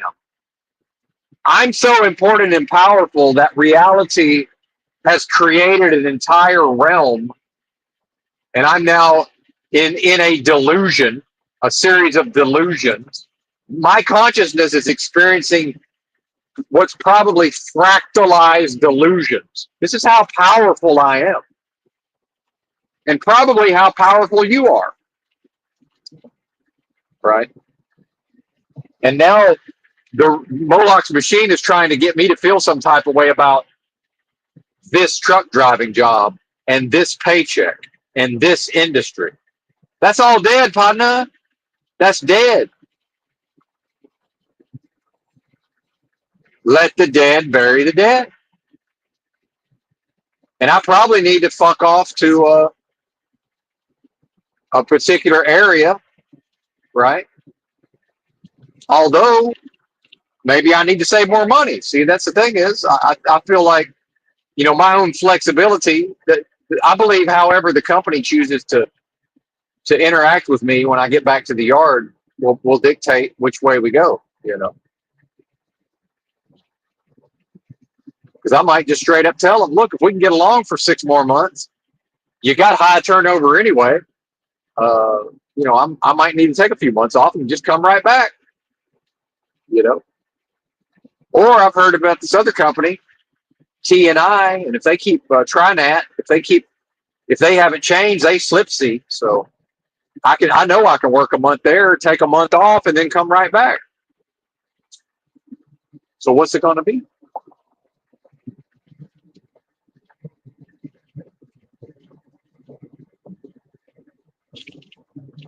See, I hold all the cards. And the more closely identified any of these individuals that I interface with, the more closely identified with this realm of death and destruction they are. Number one, they can't relate to me, right? Number two, we're not on the same program. We don't serve the same master, right? We're not supposed to be on the same page. So the only way I can be on the same page with them is to internalize a lot of these ideas. That's the only way I can be on the same page with them, is to join them in affirming the validity of the victory of death over the victory of everlasting life. So for me to sign off on the superiority of death over everlasting life, which is my nature, I will not do that in order to. Now, have I done that? Absolutely. Did I know I was doing that? No. And then, yes, to varying degrees. Do I still continue to do that to a smaller degree? Yes. Am I working towards never, ever doing that thing ever again? AKA perfectly manifesting the nature of Christ. Yes. Is it possible for a human to perfectly express that nature in this realm ever again? I don't know, but we're about to find out. And if it's not, I'm going to get as close to it as I can. Revolution. That is a revolution. That is the revolution of the Christ consciousness, which can never be anything but what? A quickening spirit. Meaning every time Moloch's machine thinks it's entrapped the Christ consciousness, my essence, into a delusion, what happens? All I've got to do is say, well, the nature of Christ is a quickening spirit. I just vibrate faster. I vibrate faster than the delusion can capture. I can only be entrapped in a delusion to the degree at which I'm willing to slow down my own vibration. And if the quickening spirit is only a quickening spirit, because if it's able to vibrate at the highest level, it would have to be able to choose to vibrate at least temporarily at a lower level. Meaning, if I am that one, I can always speed up the level at which I'm the oscilloscope. I can always accelerate the oscilloscope. Isn't that amazing? Always, as long as I'm properly identified. So when the delusion, when the necessities on the ground of the truck driving rear their ugly head, and then I start to internalize because I've failed to properly identify temporarily for a time, what's the solution to that? Number one is proper identification, which with my undiagnosed fake autism / super high functioning retarded person, I go into analysis and I go into concepts, and then I go mind, body, and spirit, quickening spirit. See, mind, body, and soul, mind, body, and spirit. See how it works? Do you see what I'm showing you here? Right. Now, my job here is not to explain this to you. I'm able to. You can't get to where I am through listening to explanations. That's religion, by the way. Religion is basically like, hey, listen to us, and you will get to where Benton claims to be. Meanwhile, none of us are there, meaning the religious people. None of them are there. Not a single religious person is there. If they were, they would not refer to themselves as religious people or think of themselves as religious or perform religious functions. I don't need religion. Religion needs me. Interesting. Religion needs me. I don't need religion. I have no use for it. It has a use for me.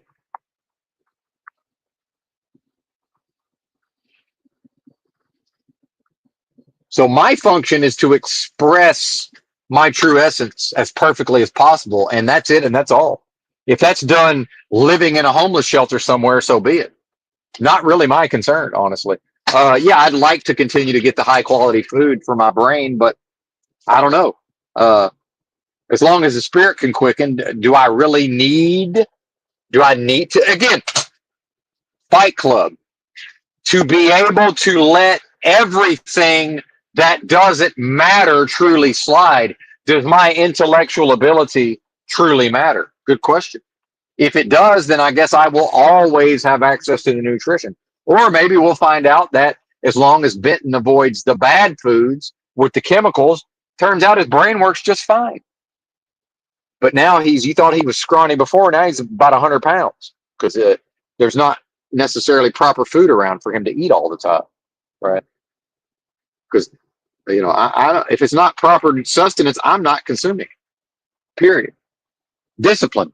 Anyway, be right back.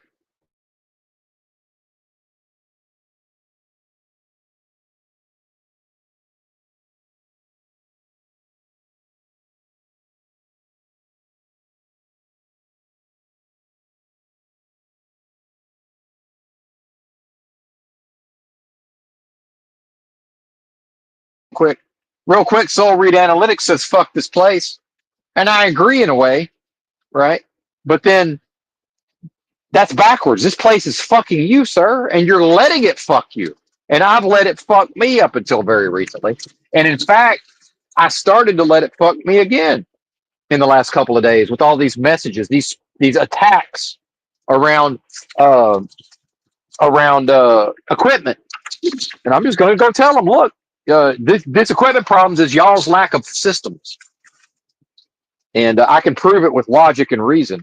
Because 4 weeks ago you told me not to use an app to take pictures and send them to you. Now you're telling me to use a system to send y'all pictures. So which is it? Y'all don't know what the fuck you're doing. Not you, the listener. They don't know what the fuck they're doing. But if I'm dumb enough, this is where the place will fuck me if I let it. If I'm dumb enough to let them make that my problem, right? If I'm that stupid, then you know, that's where the free will comes in.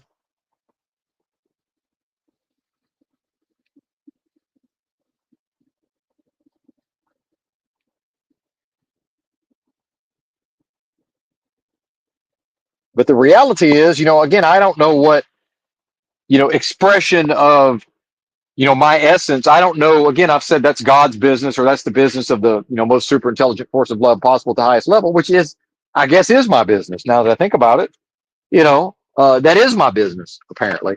And, I'm starting to see not what my, not what my day to day will look like. I'm starting to see what I as an individual will look like and sound like, and how I will communicate. It's quite similar to what I'm doing right now, and I feel it. I always feel it. And that's what I think the Holy Spirit is. The Holy Spirit, I believe, is how the person feels when they are manifesting the truth of their own essence in the moment. Right. That's what I think it is. Just my opinion. I could be wrong. Anyway, I'm going to go in for some decaf. I don't know. Let's have the rest of the chocolate. Actually, forget the coffee. Let's go in for the other half of the chocolate. How about that? That'll get us jacked up. What a blessing, by the way. I'll fuck off to the motel for a month of eggs and chocolate. Who knows? Who cares? What's it matter?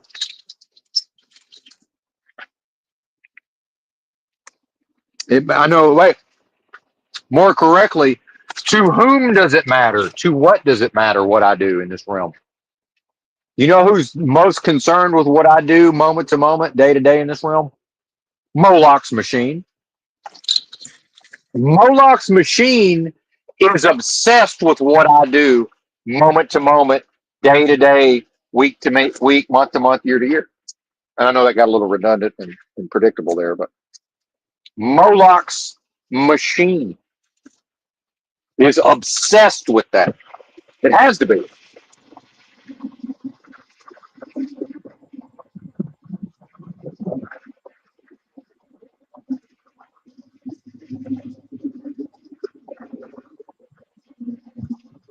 How else can Moloch's machine ever claim to have captured, enslaved, and encased a quickening spirit to be able to claim victory at a level of legalese in a spiritual war? It has to be obsessed with what I do moment to moment, and probably what you do. Although that would be situational now, wouldn't it? Because I know it probably wasn't that concerned with what I was doing. So here's the idea of a threat to the system is that in my lifetime, in this early lifetime, if I get to the point of practicing all of this, then that means while I'm practicing and expressing my nature, the moment will not come that Moloch's machine gets to say, well, look, I captured all the humans simultaneously. Because the intellectually, it seems to me like the most super intelligent force of love possible would understand, well, the enemy, the antithesis that I don't, relate to, that relates to me, by the way. It knows me inside and out, doesn't it? But love can't know. See, love can't know its antithesis. Love lacks the capacity to understand its antithesis. So part of this human life then would necessarily be the most super intelligent force of love possible, experiencing delusions, right? And then experiencing what it was unable to relate to prior, right? So probably what's happening here is probably has to happen, or more correctly, like there's no possibility of it not happening, if that makes sense. And I've figured it the fuck out, and now it's proving it perpetually till the end of my life, as perfectly as possible, without pressure. Because the most super intelligent force of love possible can't feel pressure to perform perfectly. My essence can't be pressured by that. My essence knows it can't fail to perform perfectly. It lacks the ability to fail. See how it is? See how it works? Well, you probably don't, but I do. Don't take my word for it, because that won't suffice. And you'll never get to where I am without practice. Ever.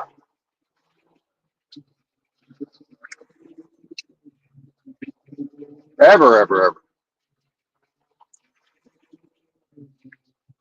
Because Moloch's machine has the advantage. And I tried to talk about this hours ago now.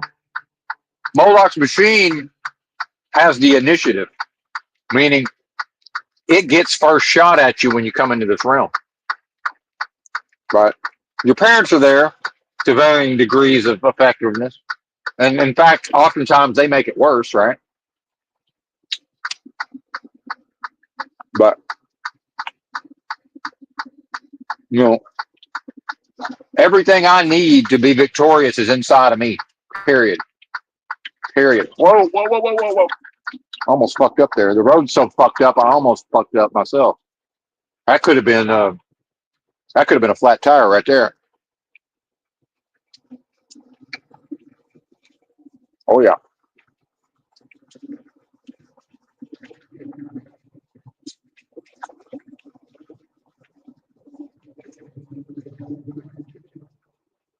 And I understand as I bite down on my fucking tooth again, yet again, like a bozo, bite down on my broken tooth.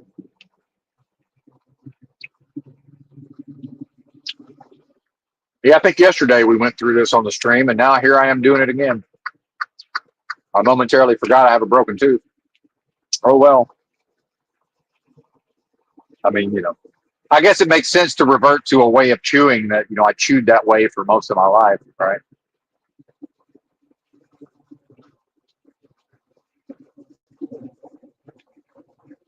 And, it's my own inability to realize that I need to shut the fuck up long enough to eat the chocolate and simultaneously pay attention to what I'm doing.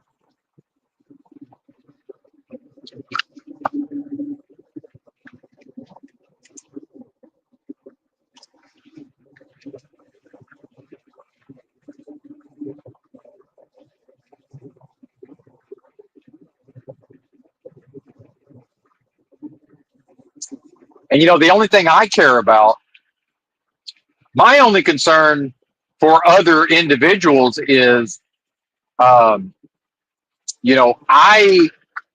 get excited by the potential for another person to do their own version of reaching the levels that I've attained of knowledge of self, true knowledge of self, the real McCoy, the genuine article, by the way, the genuine article. And,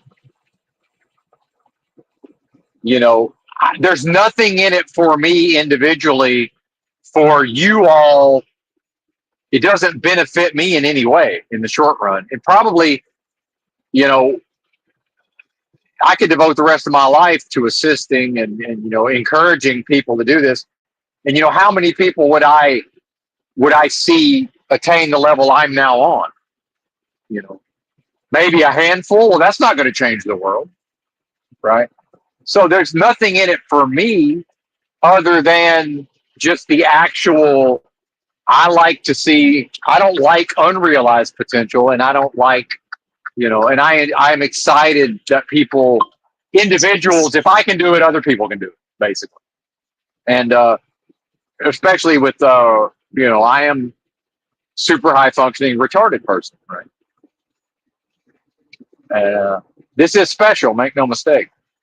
What I'm doing here, what I continue to do, it would certainly, again, it's possible to go backwards. It's possible, go find Benton in 5 years and play this stream for him, and we'll just laugh and shake our heads. And can you believe this? Whatever. But I suspect that won't be the case, right? And in some way, I'm on the verge of just really just kind of marking my time in a way. It's like, okay, I'm here. The enemy cannot triumph as long as I'm here, and then my life will end, and then whatever's going on with other individuals, the enemy will either claim victory or not, but not over. And it doesn't seem to me like the enemy will ever be able to claim victory over my essence, right? I don't know how that works. Then we get into judgment and this and that. Like, I don't really know how that works. Most of my talk about the judgment has been centered around sort of thought experiments and drawing, extrapolations involved in the Christian version of judgment, right? But I don't have any way of knowing how that would actually work, or if that's even a thing. Maybe I am the judgment of myself within myself, right? I don't fucking know. Because what I believe myself to be apparently is a series of delusions, right? Apparently, evidently.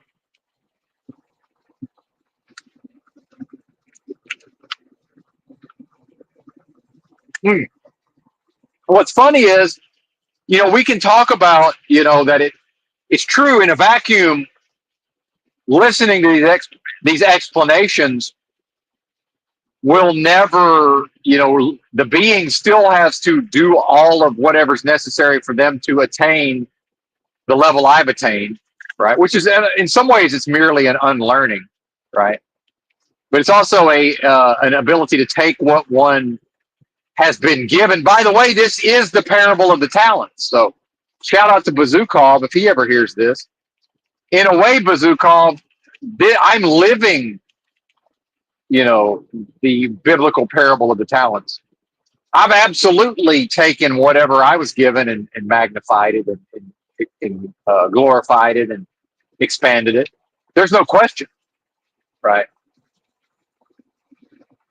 So, for me, I guess it's to just live all of that now. And, but again, not concerned with what's in it for me, right? Everything I need is inside of me. Everything, what I am is not capable of coming to this place lacking, right? The human, has different abilities and is good at some things, has aptitudes. That's different. That's the avatar, right?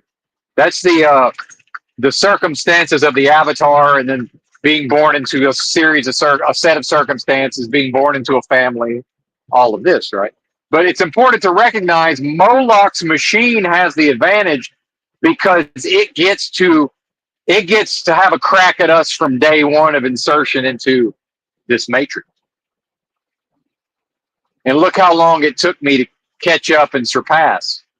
49 years. Most never get there. Most, it never happens for them. Right? That most gigantic potholes rear their ugly head.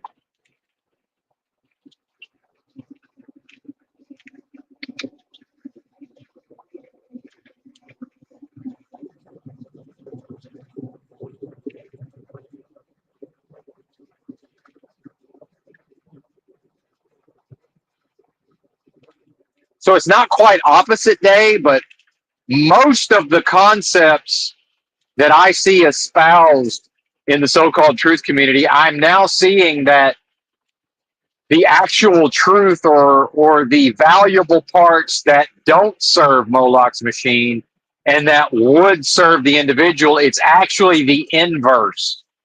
So the subscription, the individual is subscribing to what serves Moloch's machine, and to subscribe to the inverse would serve the individual, right? Would serve the individual. Well, he's fighting me to the death. This truck is. He is fighting me to the death, which is partially the human spirit, seemingly. Of course, what I am can never experience death. Not in totality. The small death, right?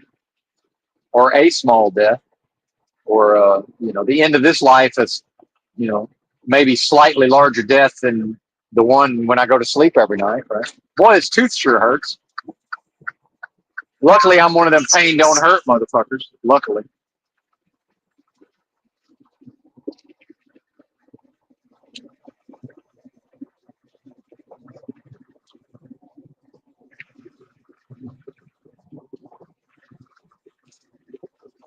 And experience tells me that no permanent damage is done, and the tooth will stop hurting in a time.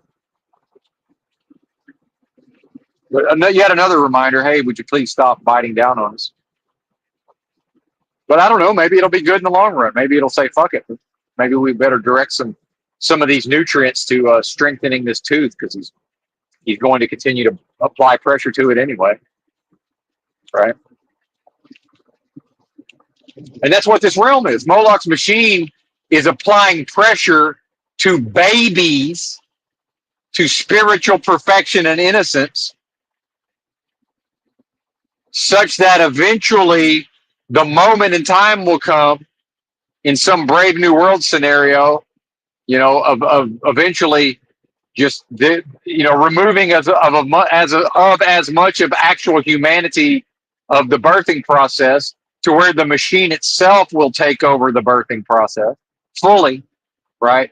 And then all of the humans will never have an experience of the human touch, such that eventually Moloch or whatever that force is will be able to say, well, actually, looky here, legalese. None of them are expressing the nature of the most super intelligent force of love possible, which may as well not exist. Because if the most super intelligent force of love possible can be captured in a delusion such that it will not express that nature, then guess what? I can plausibly say, and I can convince a jury of our peers in a devil's advocate movie scenario, well, I guess it never was that thing in the first place. Find it guilty of not being, of in fact, fraudulently passing itself off as that one when it never was. That's what this is. That's what you were born into, whether you like it or not. 100%, without a doubt, you listening to my voice, I just described what you were born into. You can be mad at your own nature. You can be mad at the delusion. You can be mad at your lot in life all you want. It won't change anything. There's no power in any of that.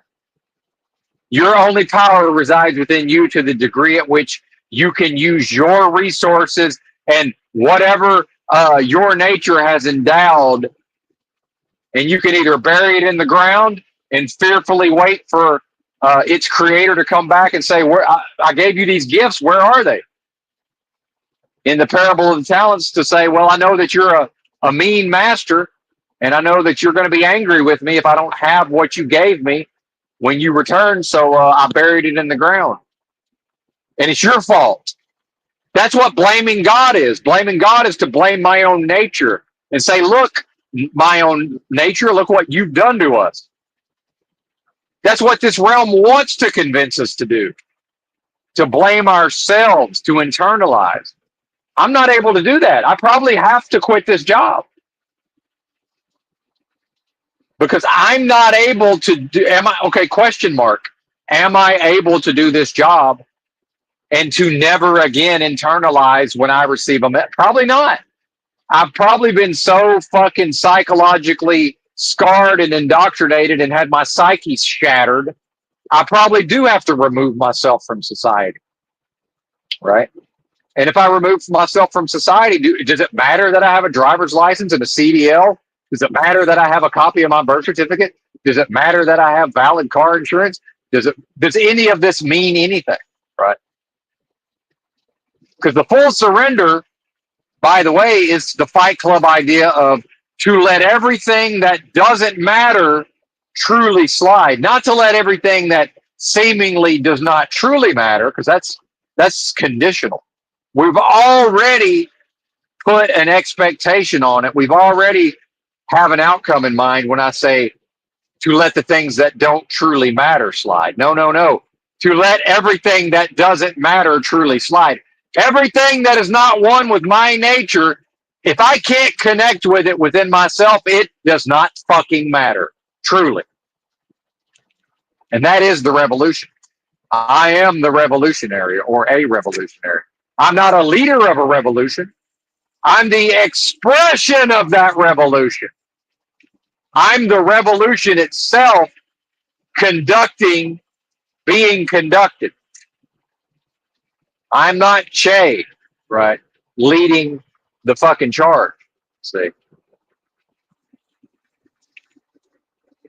I'm not Guevara, or however you say that, right?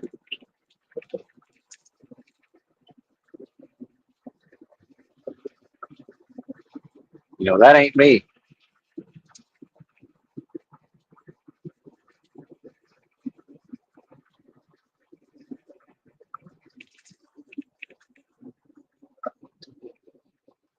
Now we got Super Trucker.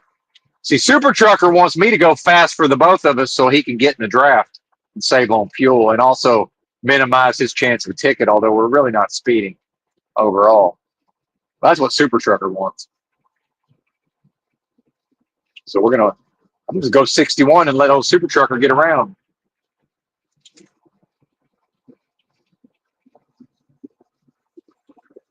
Super Trucker empty. Well, that ain't no way to make money. Super Trucker ain't earning no money right now. He's spending money.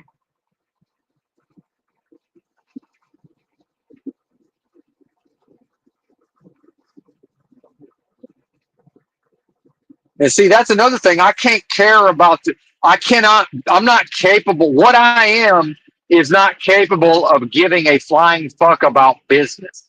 What I am is not capable of giving a flying fuck about this company that I'm allowing to employ me, at least until this load gets to the yard, at which point I probably will no longer work there, although I can't say for sure. That's yet to be determined. I've certainly been talked out of quitting a truck driving job numerous times.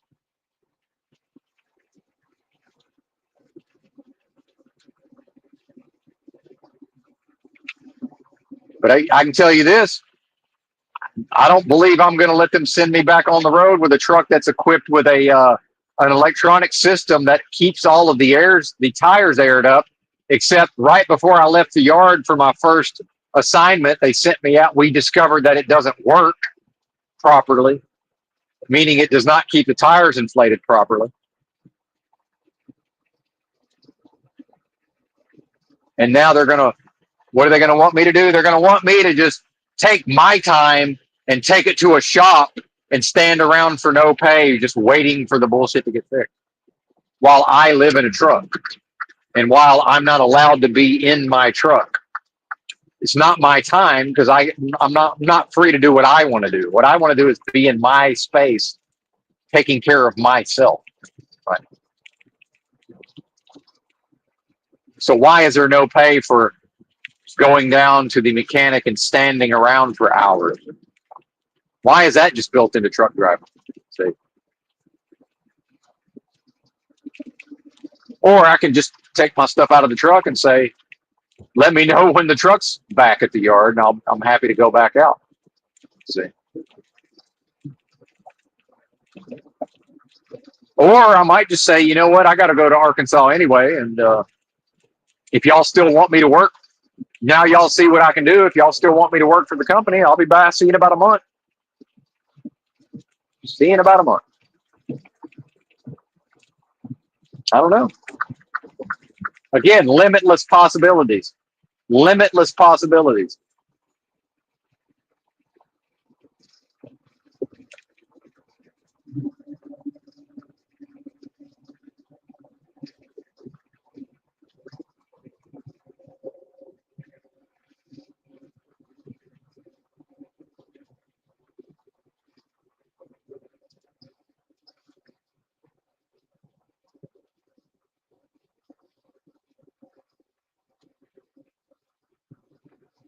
Because what I am cannot be limited. But here I am in a realm of delusion where some of these cell phone companies offer 5 different unlimited plans, right? I mean, if that doesn't tell you everything you need to know about this place, I don't know what does, right? So part of what I am is something that can never be limited, experiencing limitation via delusion. That's what part of what I am, right? So, I'm free to just fuck off to a college campus near you and just sit cross-legged and, avoid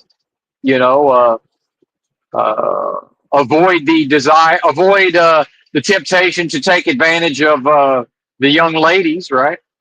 And, well, I don't even want to get into that. But either way, the young people, and which thankfully I've overcome that. Because as we know, anytime somebody goes off into some undertaking like I'm talking about and starts talking the way I'm talking, all roads lead to a cult where that person ends up sleeping with everybody's women. And, half the time, underage gets involved, right? Well, that part of my life is over, right? I guess if I found me a virgin, I could make her my wife, right? I guess if I found is there such thing as an 18-year-old virgin? And not that I'm looking for an 18-year-old. What I mean is that's render unto Caesar. Caesar says if they're under 18, I don't have a shot at them.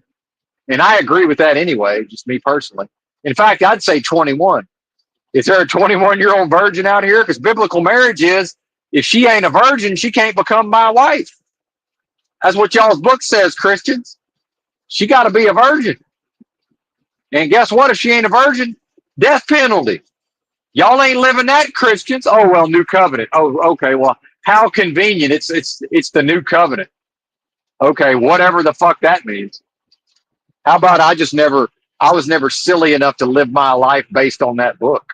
Bozos, dummies. Get your shit together, Christians.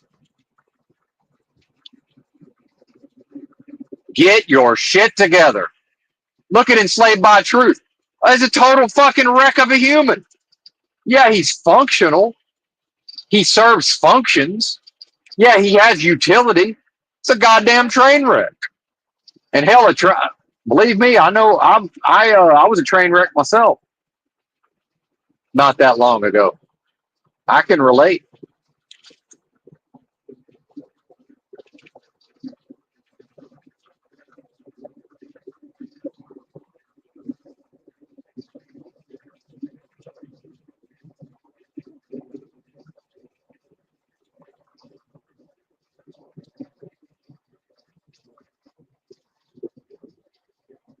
And another thing about this realm, see, I never operate, whether it's on the job or a romantic relationship, I operate based on I'm choosing to do all of this. So sometimes these companies get the idea that, I'm going to do what suits the company. It's like, no, I'm going to do what I choose to do. So I'm rolling into the yard.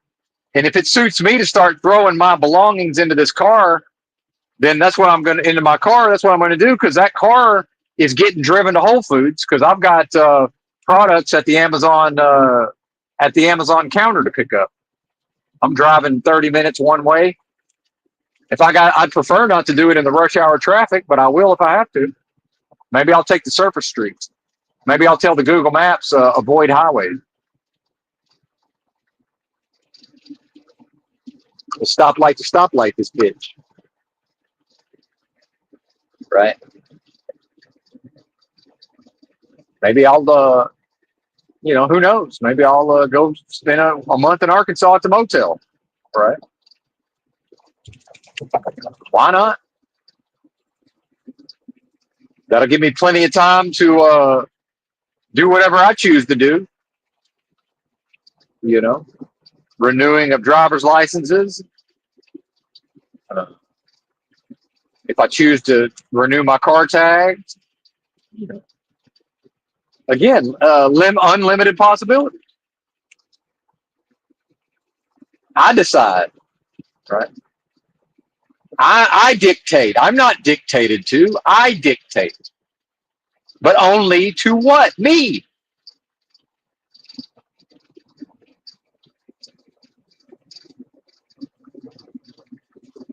Because until I rule my own internal space with an iron fist, which is consistent with my nature, by the way, that tough love, with if we talk about the most super intelligent force of love possible at the highest level, well, we do have a concept of that tough love, don't we? Maybe I'm the expression of that tough love. I'm pretty sure that these folks at the trucking company, or maybe not. Maybe I'll take one look at them and say, well, I can tell based on what I'm observing that if I tell them the truth, it's just going to be pearls before swine. And I can tell them till I'm blue in the face that this is it's not the driver's fault. It's their fault for not putting the systems in place. Right. I can quit this job. I think I'm probably just going to go to the yard and say, listen, I got stuff I got to take care of in my personal life. I'm gone for a month. And if y'all see what I can do. And, I'm not really a fan of y'all telling me on the one hand not to use this app. And then a month later, you're telling me to use the app for all these pictures. It's kind of crazy, but, I'll see you in about a month. And if we decide to keep doing this thing, then we'll do it. If not, we won't. If y'all want to keep me on the books for a month, good. If not, that's fine too. Whatever. But I'm leaving here in my car and I'm checking into a 30-day motel as long as they got availability. And they probably do, because that town is so ravaged economically that the only limitation is the amount of people that can come up with the money. Well, who haven't already been blacklisted because of their own behavior, right? They love me over there. They love some Benton. Because Benton either pays cash, and Benton don't cause problems and he's got cash money, or he only shows up with cash money. If Benton ain't got, we don't know what he does when he ain't here, but every time he's here, he's got a pocket full of cash. That's all we know about old Benton. Old Benton don't cause problems, and anytime we've ever seen him, he's had a pocket full of money, whether he shows it or not. Meaning, when the seven hundo needs to be slapped on the barrel head, he either packs his shit and leaves, or he slaps 700 on the barrel head. That's what we know of old Benton. And he gets his deposit back because he don't tear the shit up. He don't tear nothing up.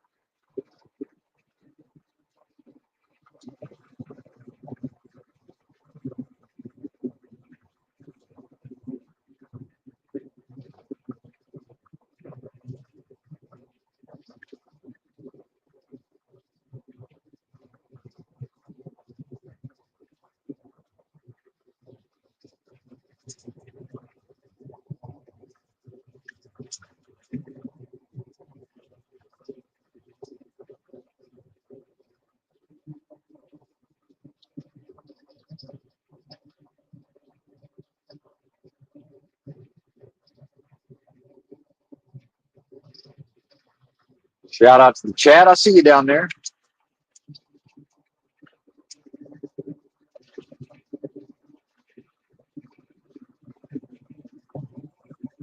Grant's modern life, Benton's eternal life. How about that? Benton's expression of this eternal life. What you think about that? That's a quickening spirit on display. Because whatever Moloch's machine throws at me is always based on what? Every single thing that Moloch's machine throws at me is based on what? Whatever level of energy or frequency I'm vibrating at in that moment. So what is always the solution? Well, it's a couple of things, but number one, well, it's to be able to recognize when I failed to improperly identify within myself, number one. Number two, to then properly identify with my nature as a quickening spirit, and then to evade the trap of Moloch's machine by quickening my spirit. And that's what I am. That's what I am performing. And I can't teach it to you. I'm not able to teach it to them. I could absolutely assist people who are teaching it to themselves, who are uncovering it for themselves, who've begun the process of tilling their internal space such that the chance of their own nature expressing itself is there, which is a revolution.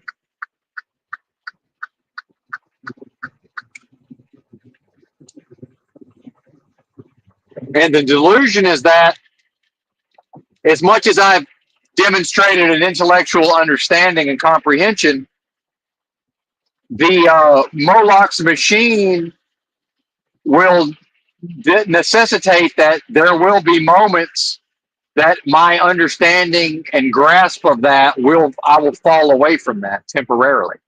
So my job is to then refocus. Again, turn away from sin or a missing of the mark, right? And to go back to proper identification, proper expression of my nature of being one with this most super intelligent force of love possible at the highest level, which is not capable of imperfect expression, by the way. So when I go to this trucking company, as long as I walk in that door and express my essence, then I cannot be in error. It's not possible.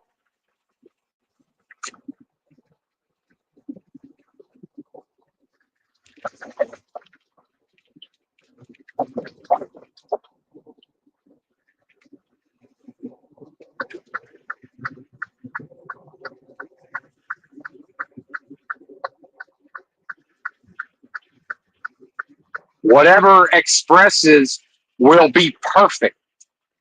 Think about that. Just like that interaction I explained, and it might have been on the first the aborted broadcast, the technical difficulties, the first stream. But when I interacted with that young fella at the shipper, that was my essence expressing perfectly, by the way, because my essence can never fail to perfectly express. Any expressions that emanate from me that are one iota of perfection, that are one iota short of perfection, is not rooted in anything that's consistent with my true nature. Again, the inverse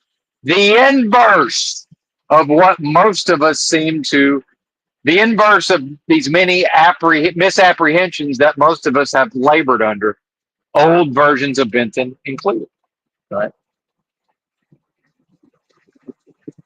Who knows what? And again, this is a thought experiment. What if I was to fuck off to the motel and you know there is a university, although I could drive to. There's a university I could drive to a couple of times a week, right? And just spend 4 hours a day, right, expressing these ideas publicly, and just sort of see what happens, and say, hey, uh, if y'all mind dropping some donations on me, I just need to pay for the gas. I've got the rest of the money. I just need to. Y'all pay the I don't know, $20 a day, and I'll come up here 4 hours a day every day and talk. And what would that lead to, right? Who knows? I don't fucking know. I know I have even before I was tapped into all of this, I was able to exhibit a powerful public speaking ability. So yeah, maybe that's the path. Perhaps.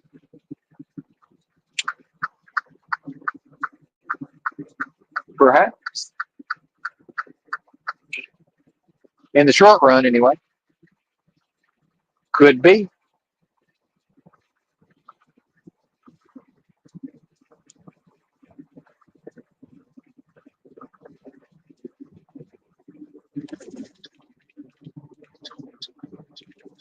I don't know. But this truck driving is nothing but a way to make money, and also, in the way I existed sleeping in a car, to exist, you know, sheltering myself in a big rig, right? In exchange for driving it to specific places at specific times under specific conditions, in exchange for federal, and also accruing Federal Reserve notes. But so rapidly that pretty quickly it's like, yeah, now I have enough to get me by for a time.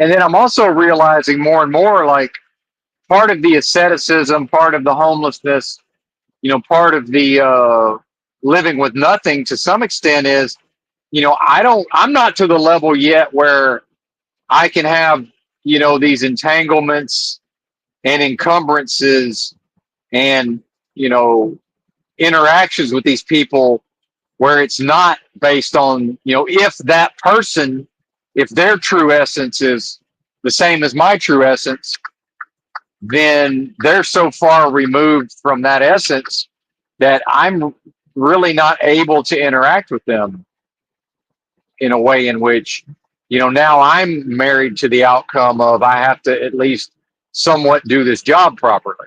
Because make no mistake, going back to the yard, throwing my shit in the truck in my car, and saying, "Hey, if y'all still want me in a month, I'll be back." Like, that's not, from their perspective. That's like, what the fuck are you talking about? This is crazy, right? But love would be like, "All right, man, we'll catch you on the flip side, right? All right, homie, peace."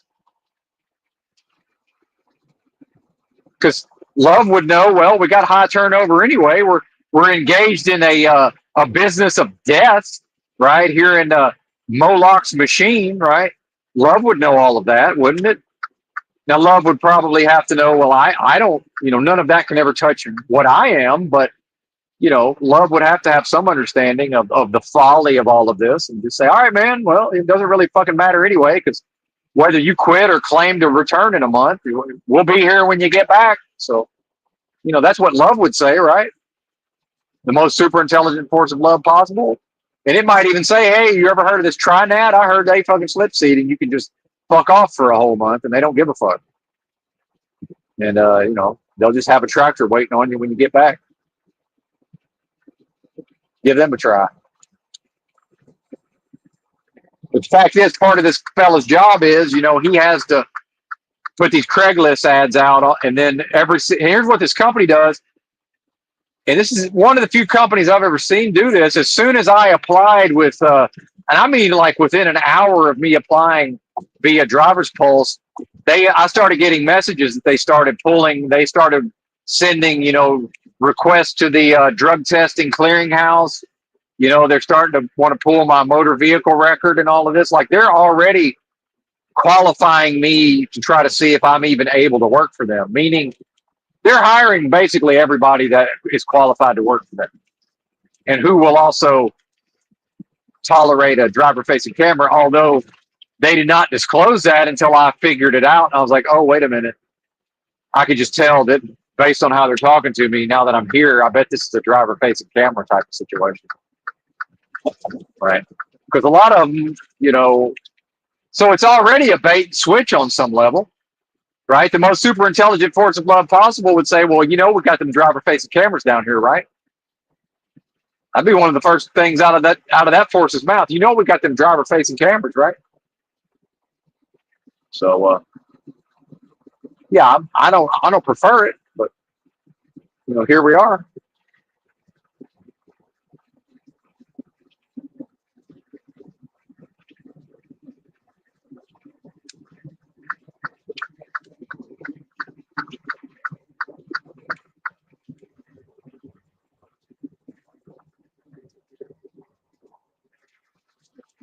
All right, I'm gonna brush my teeth real quick.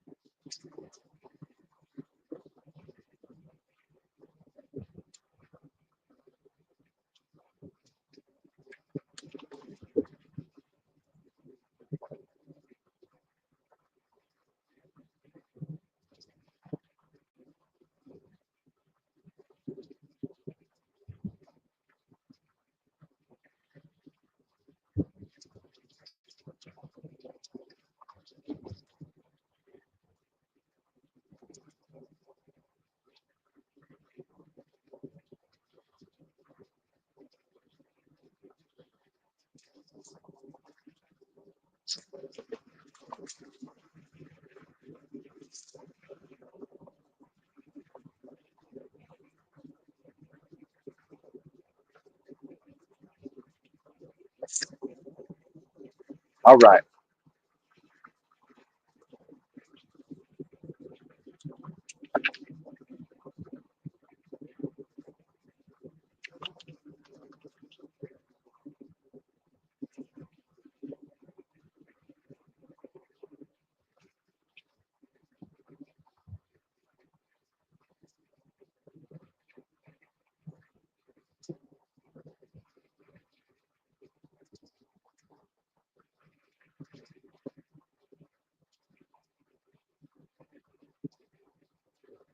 And seeing, I can't quite read the chat, but seeing, knowing from experience that some of what gets typed into that live chat down there, you know, is meant to be representative of an answer to a proposition or a what may be viewed as a problem, right, or an obstacle, see, or whatever Benton is complaining about, and which is, by the way, those are all what are known as copes, of course.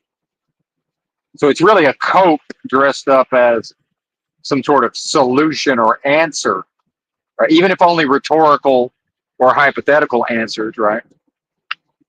So what I'm recognizing with pattern recognition is almost all of the solutions or answers that I see proffered represent solutions and copes and answers that all function within Moloch's machine, meaning they serve Moloch's machine, right?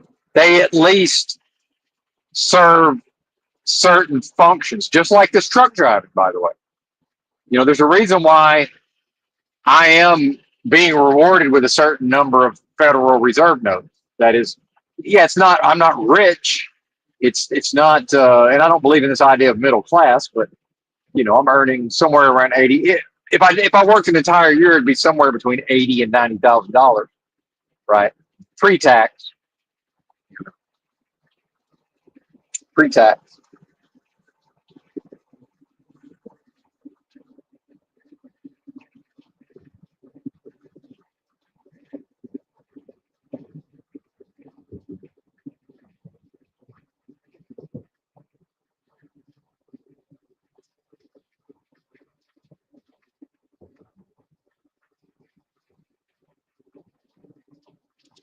And see, I got into this with my last company too, around, when I ended up paying for, I made a mistake and ended up paying for some damaged freight, which, again, I kind of assumed that they would pay for half of it and I would pay for half, the company.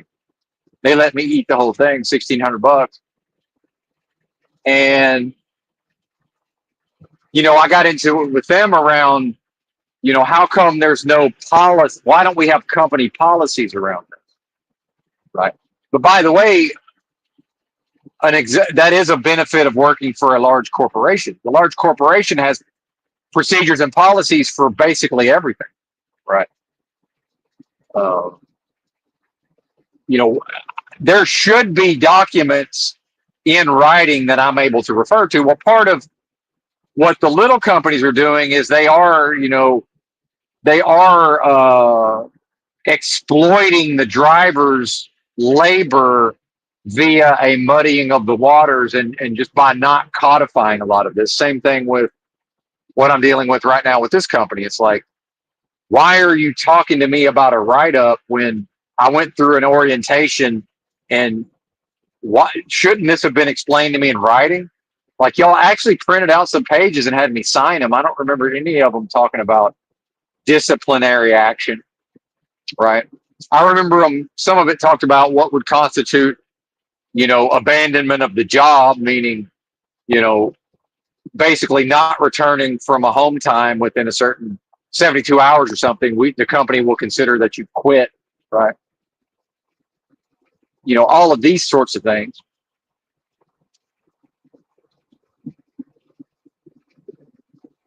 And then I don't even like that, part of the paperwork they gave me was one of the pieces of paper had to do with a road test.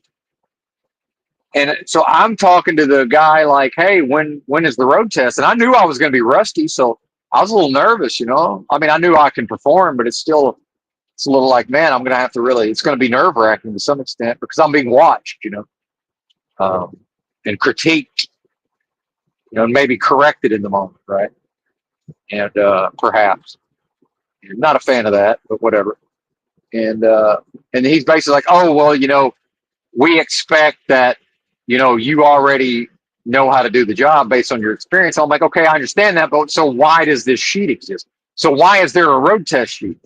Well, I know and he knows it's because that's what, you know, whoever he, you know, however he's employed and whoever his boss is, that's their expectation. And then he's like, well, you know, who the people I'm hiring are going to get pissed off. Half of them are going to get pissed off if they're going to be like, well, what do you mean?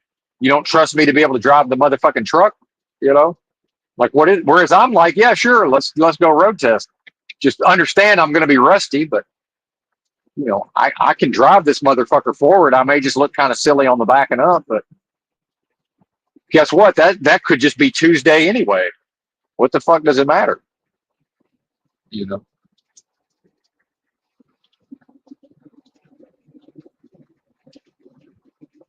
And then, so back to the idea of these answers or solutions that are sometimes typed into the live chat.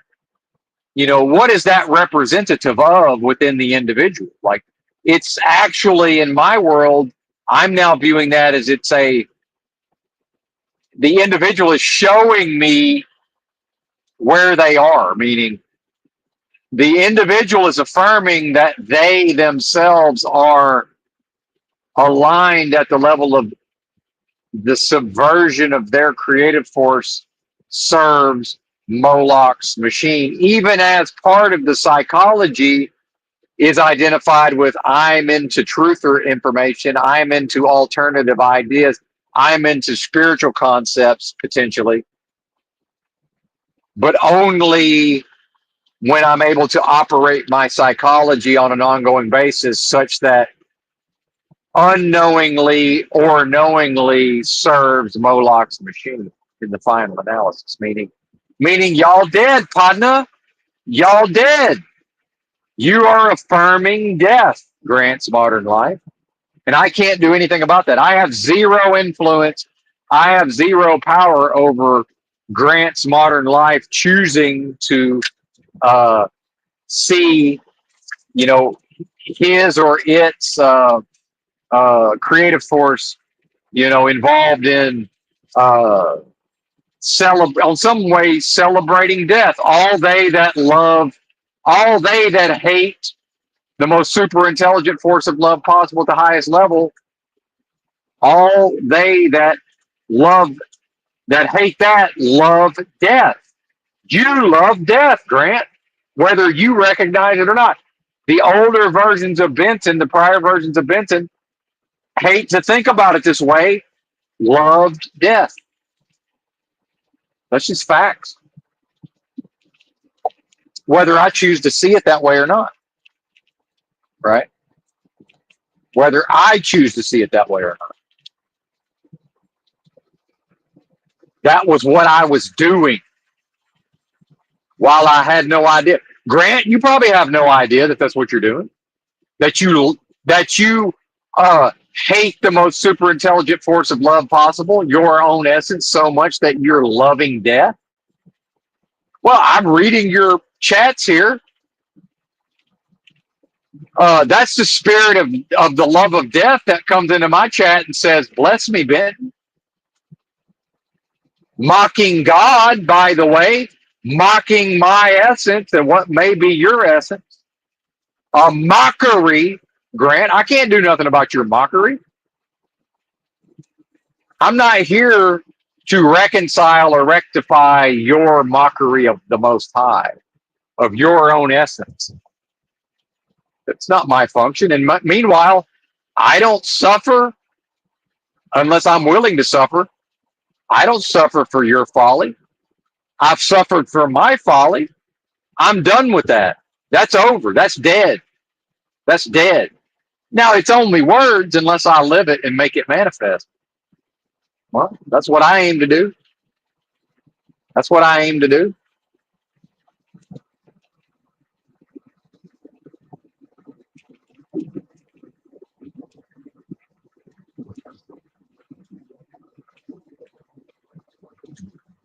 It ain't like I've never had a company watch me clean out a truck before. It's happened several times. At Design Transportation, one of the dispatchers smoked a cigarette watching me clean my truck out. He knew what time it was. With ART, I'd already told them by the time I got back to the yard, I said, well, I'm done with this reefer. I said, if y'all want to run me dry van only, that's fine. Otherwise, we'll call it a day. Peace in the Middle East.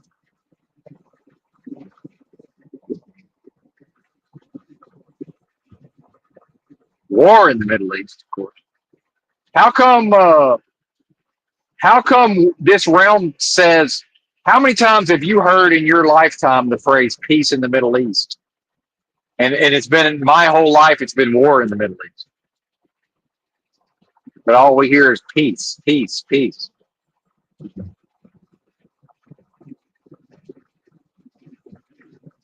Because I found peace, and it's inside of me, and it's nowhere outside of me.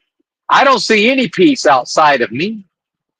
None whatsoever. Occasionally, every once in a while, it's like, oh, wow, yeah, there is some peace outside of me. There it is. Wow, what a, oh, namaste, by the way. Namaste.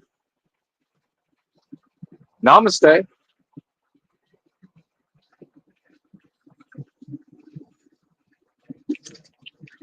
When my essence sees itself expressed in another, however briefly, I am namaste.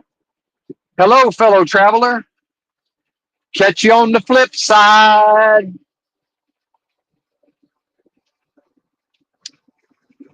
Uh, uh, it's back to my delusion, and let them go back to their delusion.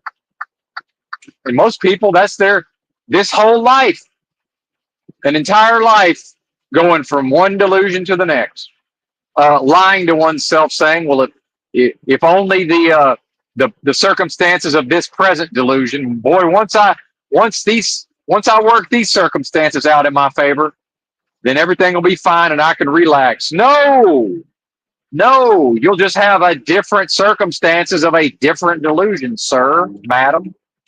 That ain't how it works in this realm.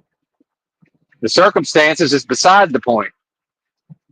My circumstances is 5G's liquid, a car, a driver's license, a CDL, car insurance, and I may have a job, I may not have a job. Meanwhile, what the industry's showing me is I'll always have a job, right up until I won't. And until they prove it to me, I'm going to go ahead and operate based on the notion that I will have a job. So how about that? How about that?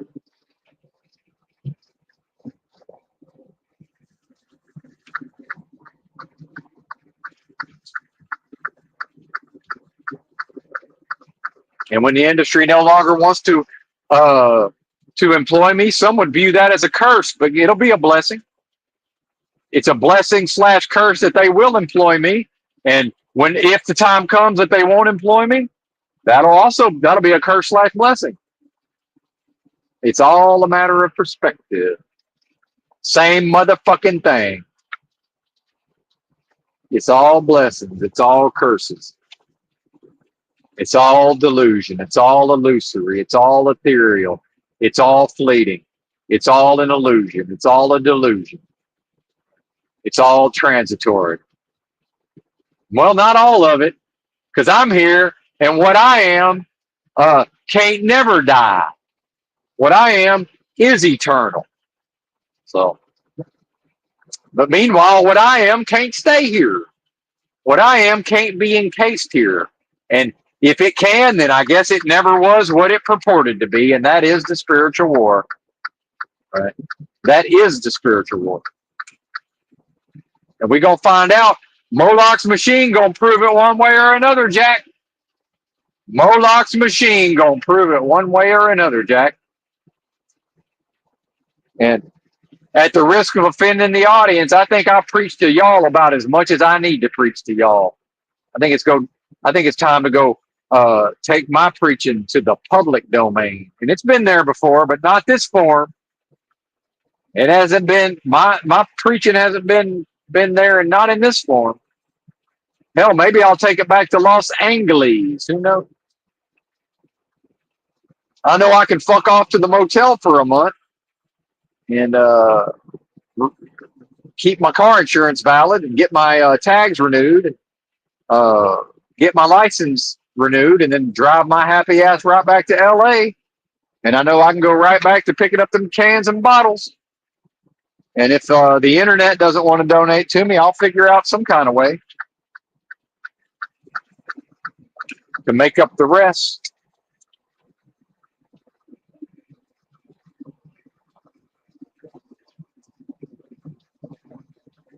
And see, this is the idea of skin in the game. See, I might be willing to drive a truck in Cali, but it'd have to be a local job. And somebody would have to provide me with an address. Somebody would. And I'm probably not going to want to commute too far. So I don't know, I know this, y'all got a little closet back there, and I know this ain't zoned for residential, but, I might be willing to just, we'll sleep on the floor back there and then drive this truck. And, but I need a place to, y'all going to have to give me an address because I'm pretty sure they're going to want to mail my, they're going to want to prove that I'm a resident. Y'all going to have to help me prove my Cali residency to get a California CDL, right? Skin in the game. Because when Robert Escobar's show, I met him in person in Los Angeles in Echo Park. Actually, we went. He took me to his favorite one of his torta spots. Tortas. Got to have a little gusto, Tortas. They might tolerate the bad accent, but they want you to say it with some gusto. Tortas.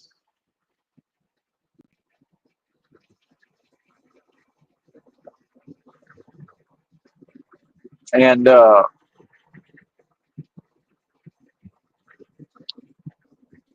mentioned to him that I might be looking for a job, but I know I need a California driver's license.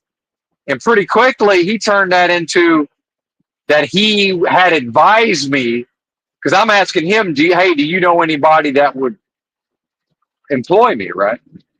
Trying to see if he had any strings to pull.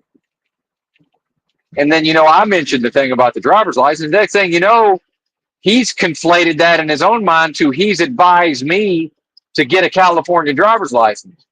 Well, meanwhile, in the course of that, I had mentioned that, I might be willing to get a Cali driver's license, but I know I need an address and I'm going to need to prove residency. So when he brought this back up, it was in the context of he had advised me to do all of these things. And I'm like, hey, man, sure. And I'm going to give him your address, which I'm kind of making a joke of, yeah, I'd be happy to go get a Cali ID, but I need a driver's license. I need an address, so I'm going to use yours. But then he kind of took it seriously and is like, well, starts to go into why he can't provide that. And I'm like, man, it's a joke, right? I'm joking, but I'm kind of also poking fun at the entire idea, right? And probably I'm supposed to remain an Arkansas resident. I don't know. As long as I can get along with my mama just long enough for her to let me use her address, I guess. Maybe I'll give her a call later on today. Who knows? But only when I'm in the spirit where I'm manifesting my essence. Some of that is to have a relationship with my family. Is just if I know I'm not expressing that essence, my true essence, don't talk to them, right? So the last time I called her, it was because I was identifying properly, and it was still a new thing, and I called her up because my essence can't fear what might happen from calling its earthly mother, right? It can't fear that. Same with the rest of my relatives. So if I have any kind of hesitancy or anxiety or fear around interacting, there we go. We got the green light again. Of course, it's closed, but bypass the way station.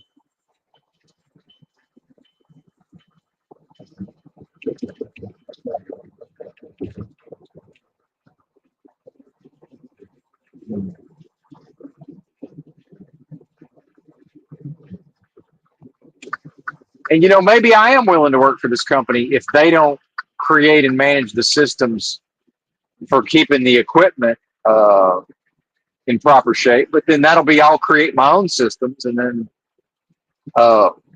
when I discover a defect and it's 2 a.m., I'm just going to wait for normal business hours, and then they will just lose my productivity, right? And then eventually, would the company figure out, hey, why don't we just figure out a way to bypass this need for him to call and wake somebody up and get approval, right? Maybe he can be his own approval, Maybe we can have them add on the notes to say, well, if this person with this name if this person, claiming to have this, to be this person gives you this code, then let him be his own approval. I don't know. I mean, there's always a solution, right? Now, here's the thing is, again, it's a corporate system. Most people are not trustworthy. I'm trustworthy. There's certain things I'm just never going to do. Like, I'm never going to be given, the personal conveyance option and then abuse it. I'm never going to be given an ability to get repairs done on the tractor, and then next thing I put it into the shop and it's a $10,000. They've rebuilt the fucking engine. Some of these drivers, if you let them sign off on their own repairs, they will just take it in and it'll be a $20,000 in frame. That's what they call a certain type of overhaul of the engine, which used to be 10 to 15,000. It's probably 20 to 25 by now. They'll just go on a 34 and talk to the local shop and have the fucking engine overhauled. Or they'll have the goddamn transmission replaced. Like, for real. They'll just do it. I'm never going to do that. I'll always check with the company. Hey, what do y'all want me to do? Because they probably have their own local shop and get a discount.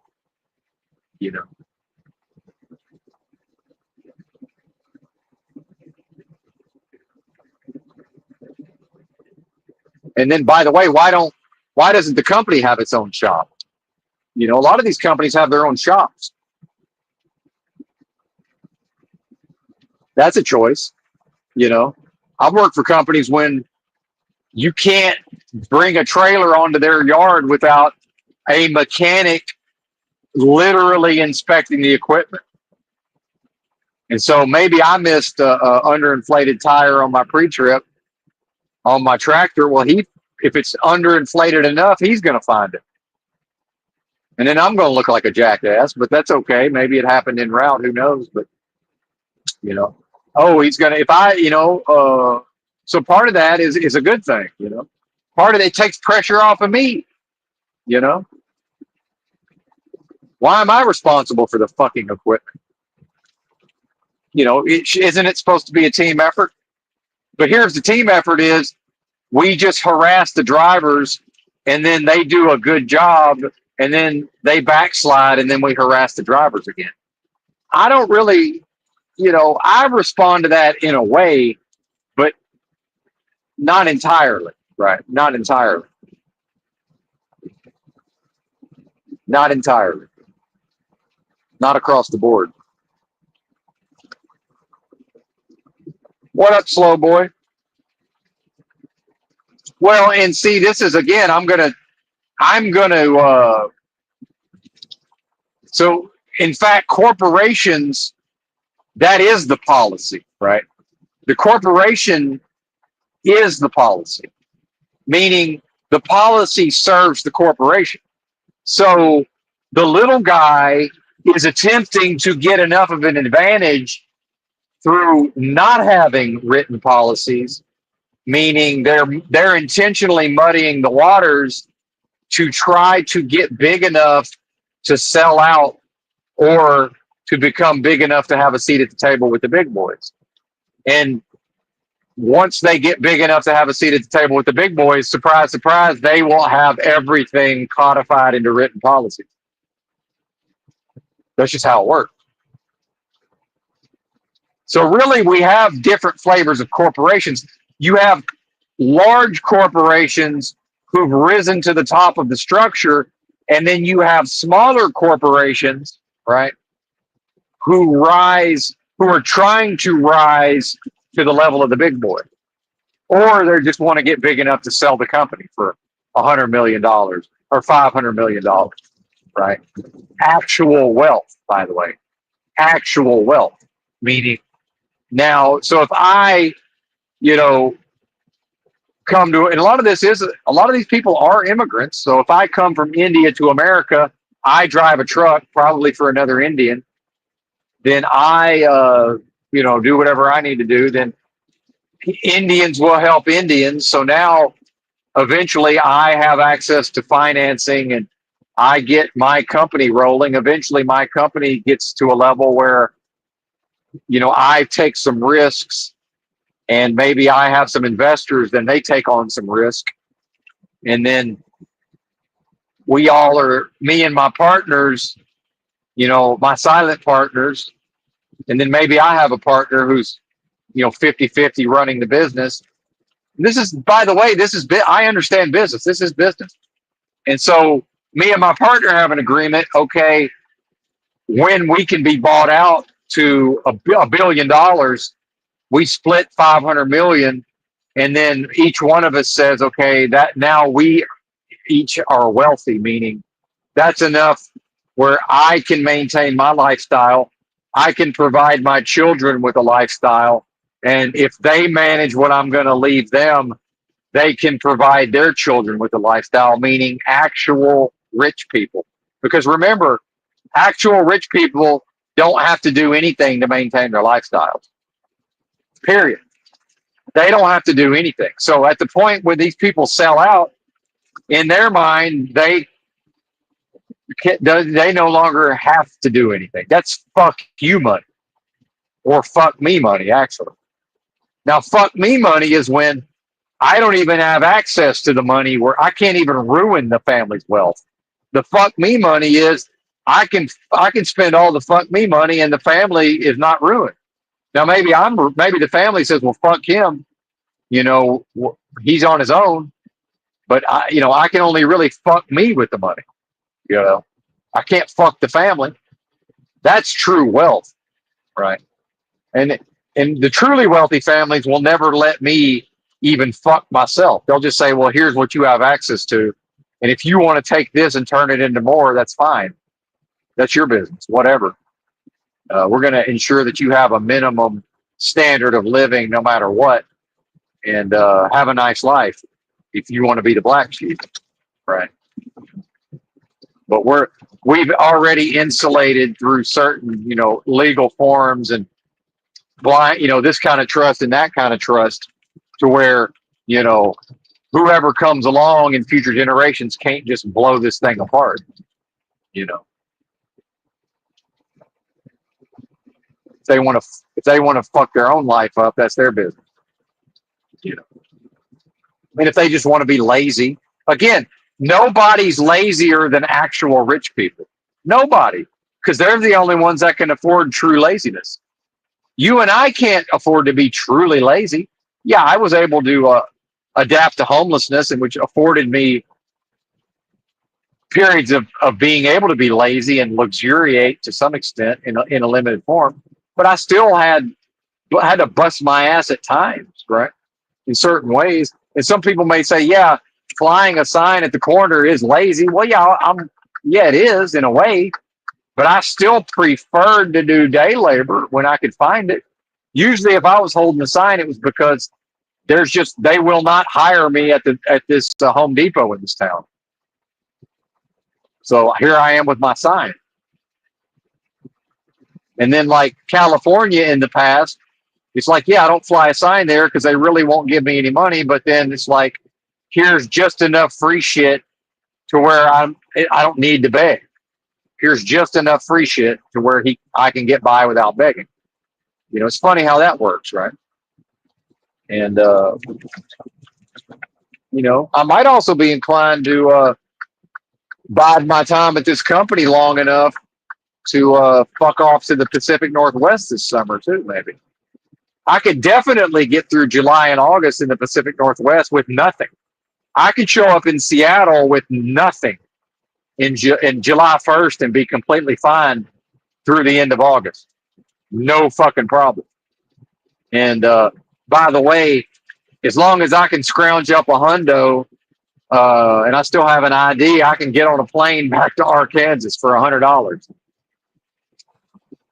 As long as I'm able to book, a week or two in advance.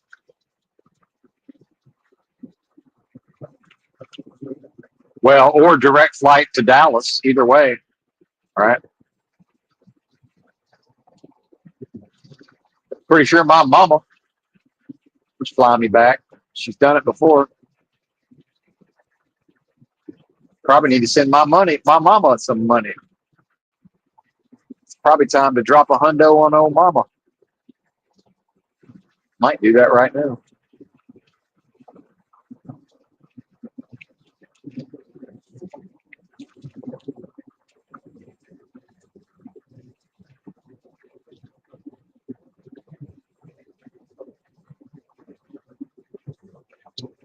Why not?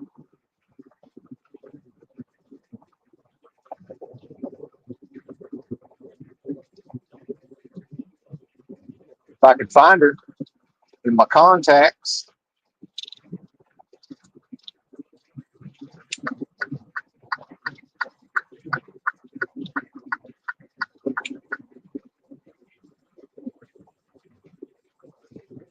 Oh,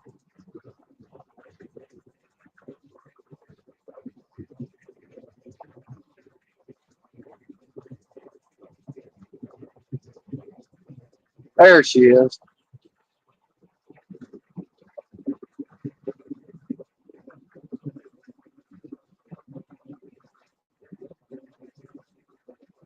I don't know. She's gotten so weird about me just randomly sending her money. I think I'll get her permission. I know it sounds crazy, but the random just out of nowhere is more fun for me than her, perhaps.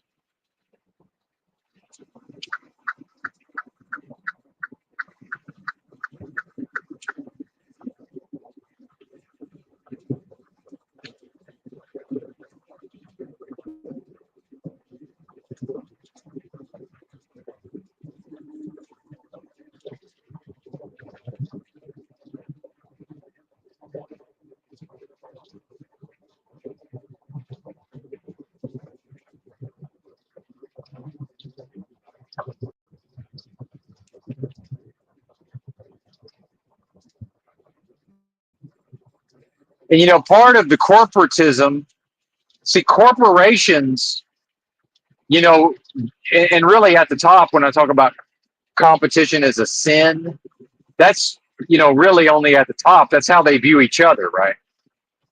All of these large corporations in a particular sphere of influence. So those corporations, and this is collusion, they will not compete with each other for labor, right? So there is a trickle down economics to that where, like, part of that is like collective bargaining. And then again, Moloch's machine being served by, our own attitudes and how we operate as individuals, our own creative forces being subverted into serving Moloch's machine and all of this. Part of that is like long haul truckers, there's effectively no collective bargaining and unionizing. But, I am absolutely always able to advocate for myself. So they can't, I'm free to go down to the company and say, okay, I've been here a month. You now know I've showed you what I'm capable of. I've met my short-term goals. I know that, if I just immediately take a different truck driving job, it's bad for me because I'll start looking like a job hopper. But, I can go fuck off to the motel for a month, right? or I can keep doing this job, but you're probably going to have to put me in a different tractor because I'm not really inclined to hang out while whatever needs to be done to this one needs to be done, you know. And if not, I'm probably just going to go fuck off to the motel for a month. And if y'all want me when I come back, I'll be back in about a month. Like, what can they really do? You know, nothing. But, you know, part of the corporatism is, you know, they might, and this is the corporate structure, the human might be willing to, I might be able to appeal to them at a human level, and they might feel some type of way, or even worse, the company might be willing to accept that. They themselves, at a level of humanity, might say, well, we have, with this kind of Depression era, the trickle down of the Depression era culture, right? Of this old timey poor mouthing and just, you know, pull yourself up by your bootstraps and all of this in the blame game, right?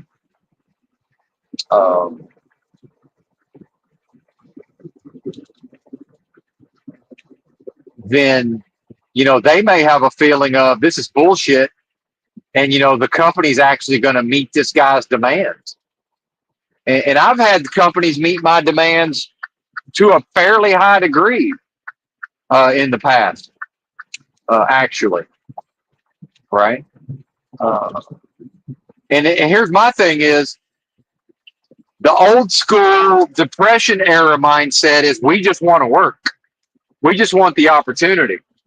My thing is, I might be willing to let these people employ me, but only if it works for me.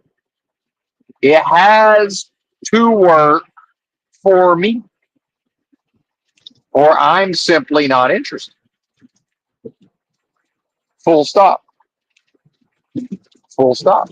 And it's not to get them to agree to that, and then now I go back to conditions I'm unwilling to tolerate. It's that, you know, I will put up with a lot of things, but then eventually when demands need to be made, right, then they're either gonna do what I need them to do, or we're gonna part ways. And by the way, that's mutual. Same, the moment I no longer meet their requirements at the level of my driving record, I'm gone. It's been real. We'll see you. Peace. Peace.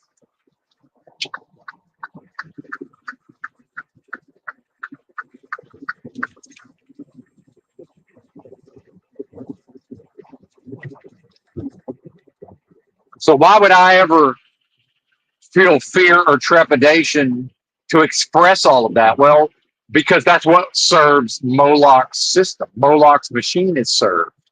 The corporate structure is served. When I do what? When I internalize the ideas that serve Moloch's machine, and then furthermore, when I identify with all of those ideas, and then when I allow myself to express not true to my nature, but when I allow my own creative force to be subverted into serving Moloch's machine and serving this corporate structure, I'm able to serve the corporate structure, but only when I'm also able to express my essence. And the reality is that the spirit in which I got hired to this company and all of this really wasn't consistent with the expression of my essence. So, you know, I don't even, you know, I might have gone, it's possible that I've gone into an undertaking spiritually to where if I do anything other than go along with their program, they might just say, well, yeah, it's time to let you go anyway. Like, I really don't know. And does it matter? But if I make up my mind that I'm packing my shit and I'm fucking off to the motel, they might still want me back. I don't know. Or it might be, well, actually, I'm fucking off to whatever tractor y'all want to put me in, or I'm fucking off to, I'm just going to pay for 2 nights in a hotel. But by the way, it's now the weekend. You know, whatever needs to be done to this truck, do those mechanics work over the weekend? I don't know. Are we only doing the Are we just doing the the inspection, or y'all need me to get this air fucking system fixed? In which case, I'm probably just going to want to drop the fucker off, because, and then take my things to a hotel or put my things in a loaner. And they're truck drivers, so I think they're going to.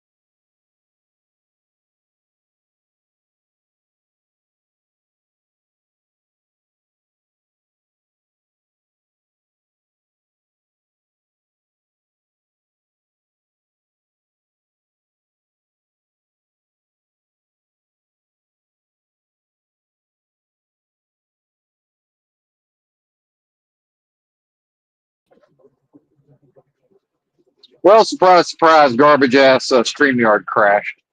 That never happens. It's trash, so it crashed. And then here's how, and I'm looking at Grant's Modern Life, his name. So here's what I would say to anybody who will, to anybody who would post in my chat, some sort of solution to an issue that I, in fact, said, well, that's representative. That solution is representative of something that would serve Moloch's machine and serve this realm of death and destruction, right? On some level. So, when that person then defends their own that idea that they've identified with, because they are identified with death and destruction, they're in fact love death and hate their own essence, if their own essence is one with the most super intelligent force of love possible. And that's from the Bible, right?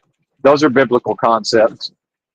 And then I would say, well, number one, what are you defending? Number two, why? And number three, I now understand that my essence, when I express my essence, there's nothing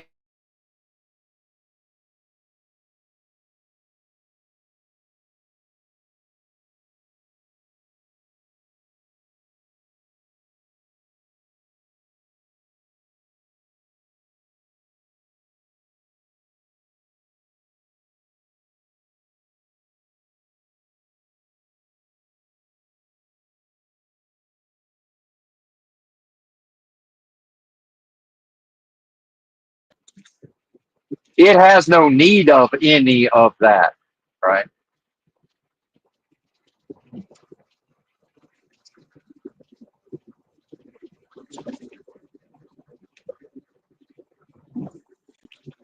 And, it's the gallows humor, right? Like it's the so what I did take the time to read one of Grant's comments. Well, that is the gallows humor, right? That's what that is. That's the we know we're in a delusion. We know that we are closely identified with a realm of death and destruction, and we choose to make light of it utilizing gallows humor because a person who thinks that way, a person who approaches life that way, is damning themselves.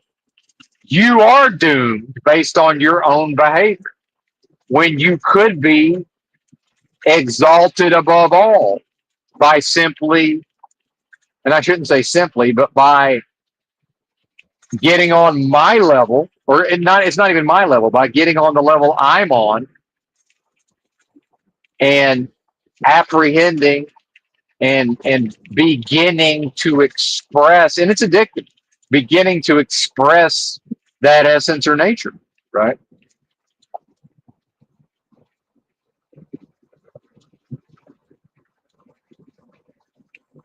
So probably what I'll do is get back to the yard, fire up the. I don't know. Do I trust enough that they won't try to keep me from, if things go sideways, that they won't try to keep me from moving out of the rig? I don't know. You know, should I pack a backpack? Right? Should I go to my car and get my bigger backpack? Throw a few items in it. I don't know. It's a good question.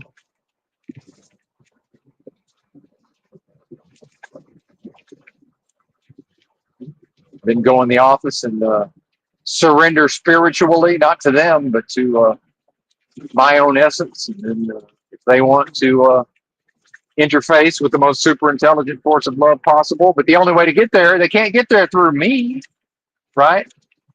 What did Christ say? I am the way. I am the way.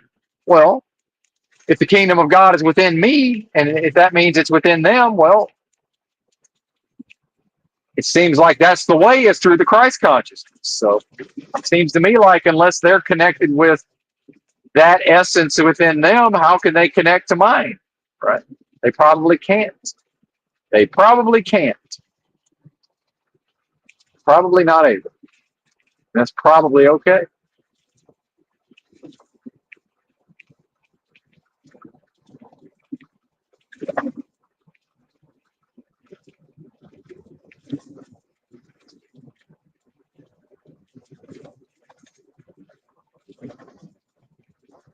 Oh shit, it's 75. I'm in Texas.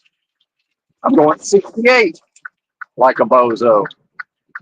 What am I doing? Let's go. Well, 73. That's how fast the lady will let us go. 73.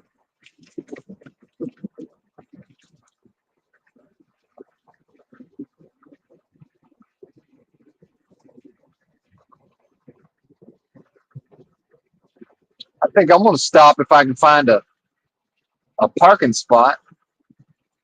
Oh, I know where I want to stop. Never mind. Yeah, up ahead. Have some eggs. I'm definitely going to have some eggs if I'm going to run the risk of having to abandon my eggs.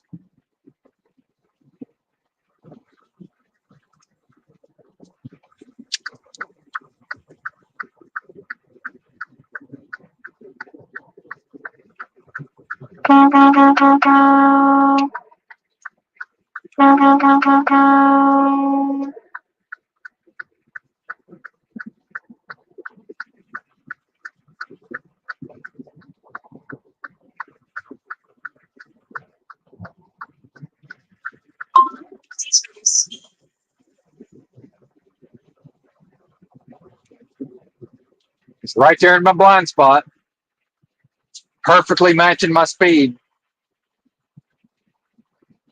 Crazy.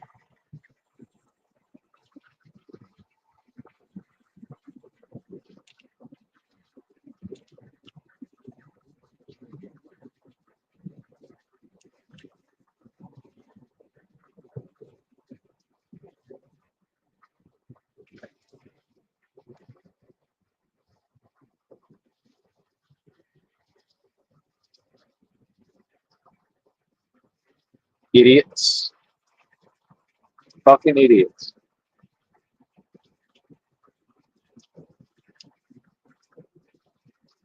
Now, I might not be able to stop because I do need to see, I do need to get past the way stations. Although it's already almost 4:44. Let's see. I do want to minimize the chances of an inspection.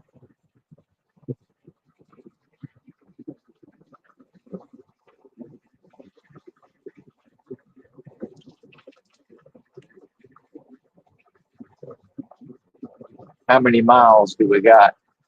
66 miles to this truck stop that I want to stop at.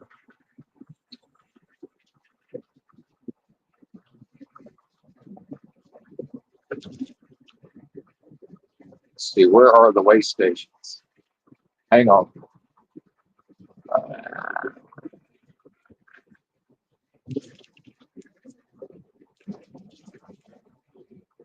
There's one. Okay, I'll pass through one, and then that can't be the last one. Though. Let me see.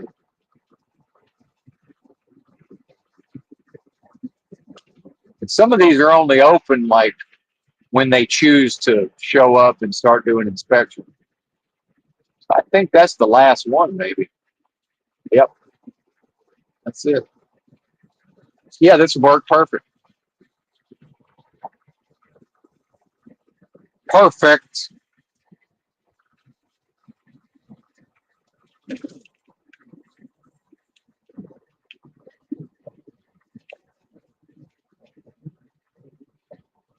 Because I would ask my company, this is what I would ask them is, you know, do y'all keep a record of what time of day this is all happening? Because if you look at me, I'm doing 75. I bet you I'm doing 75% of all of my driving, or at least 60% of it, you know, where nobody's failing inspections or even getting inspected, you know, maybe more, maybe 70%.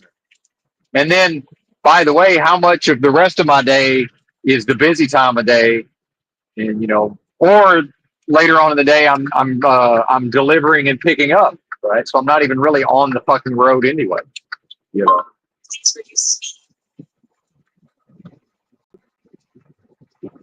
But again, logic. That's not going to be. That's not going to carry the day. That's surely unlikely to carry the day. Logic.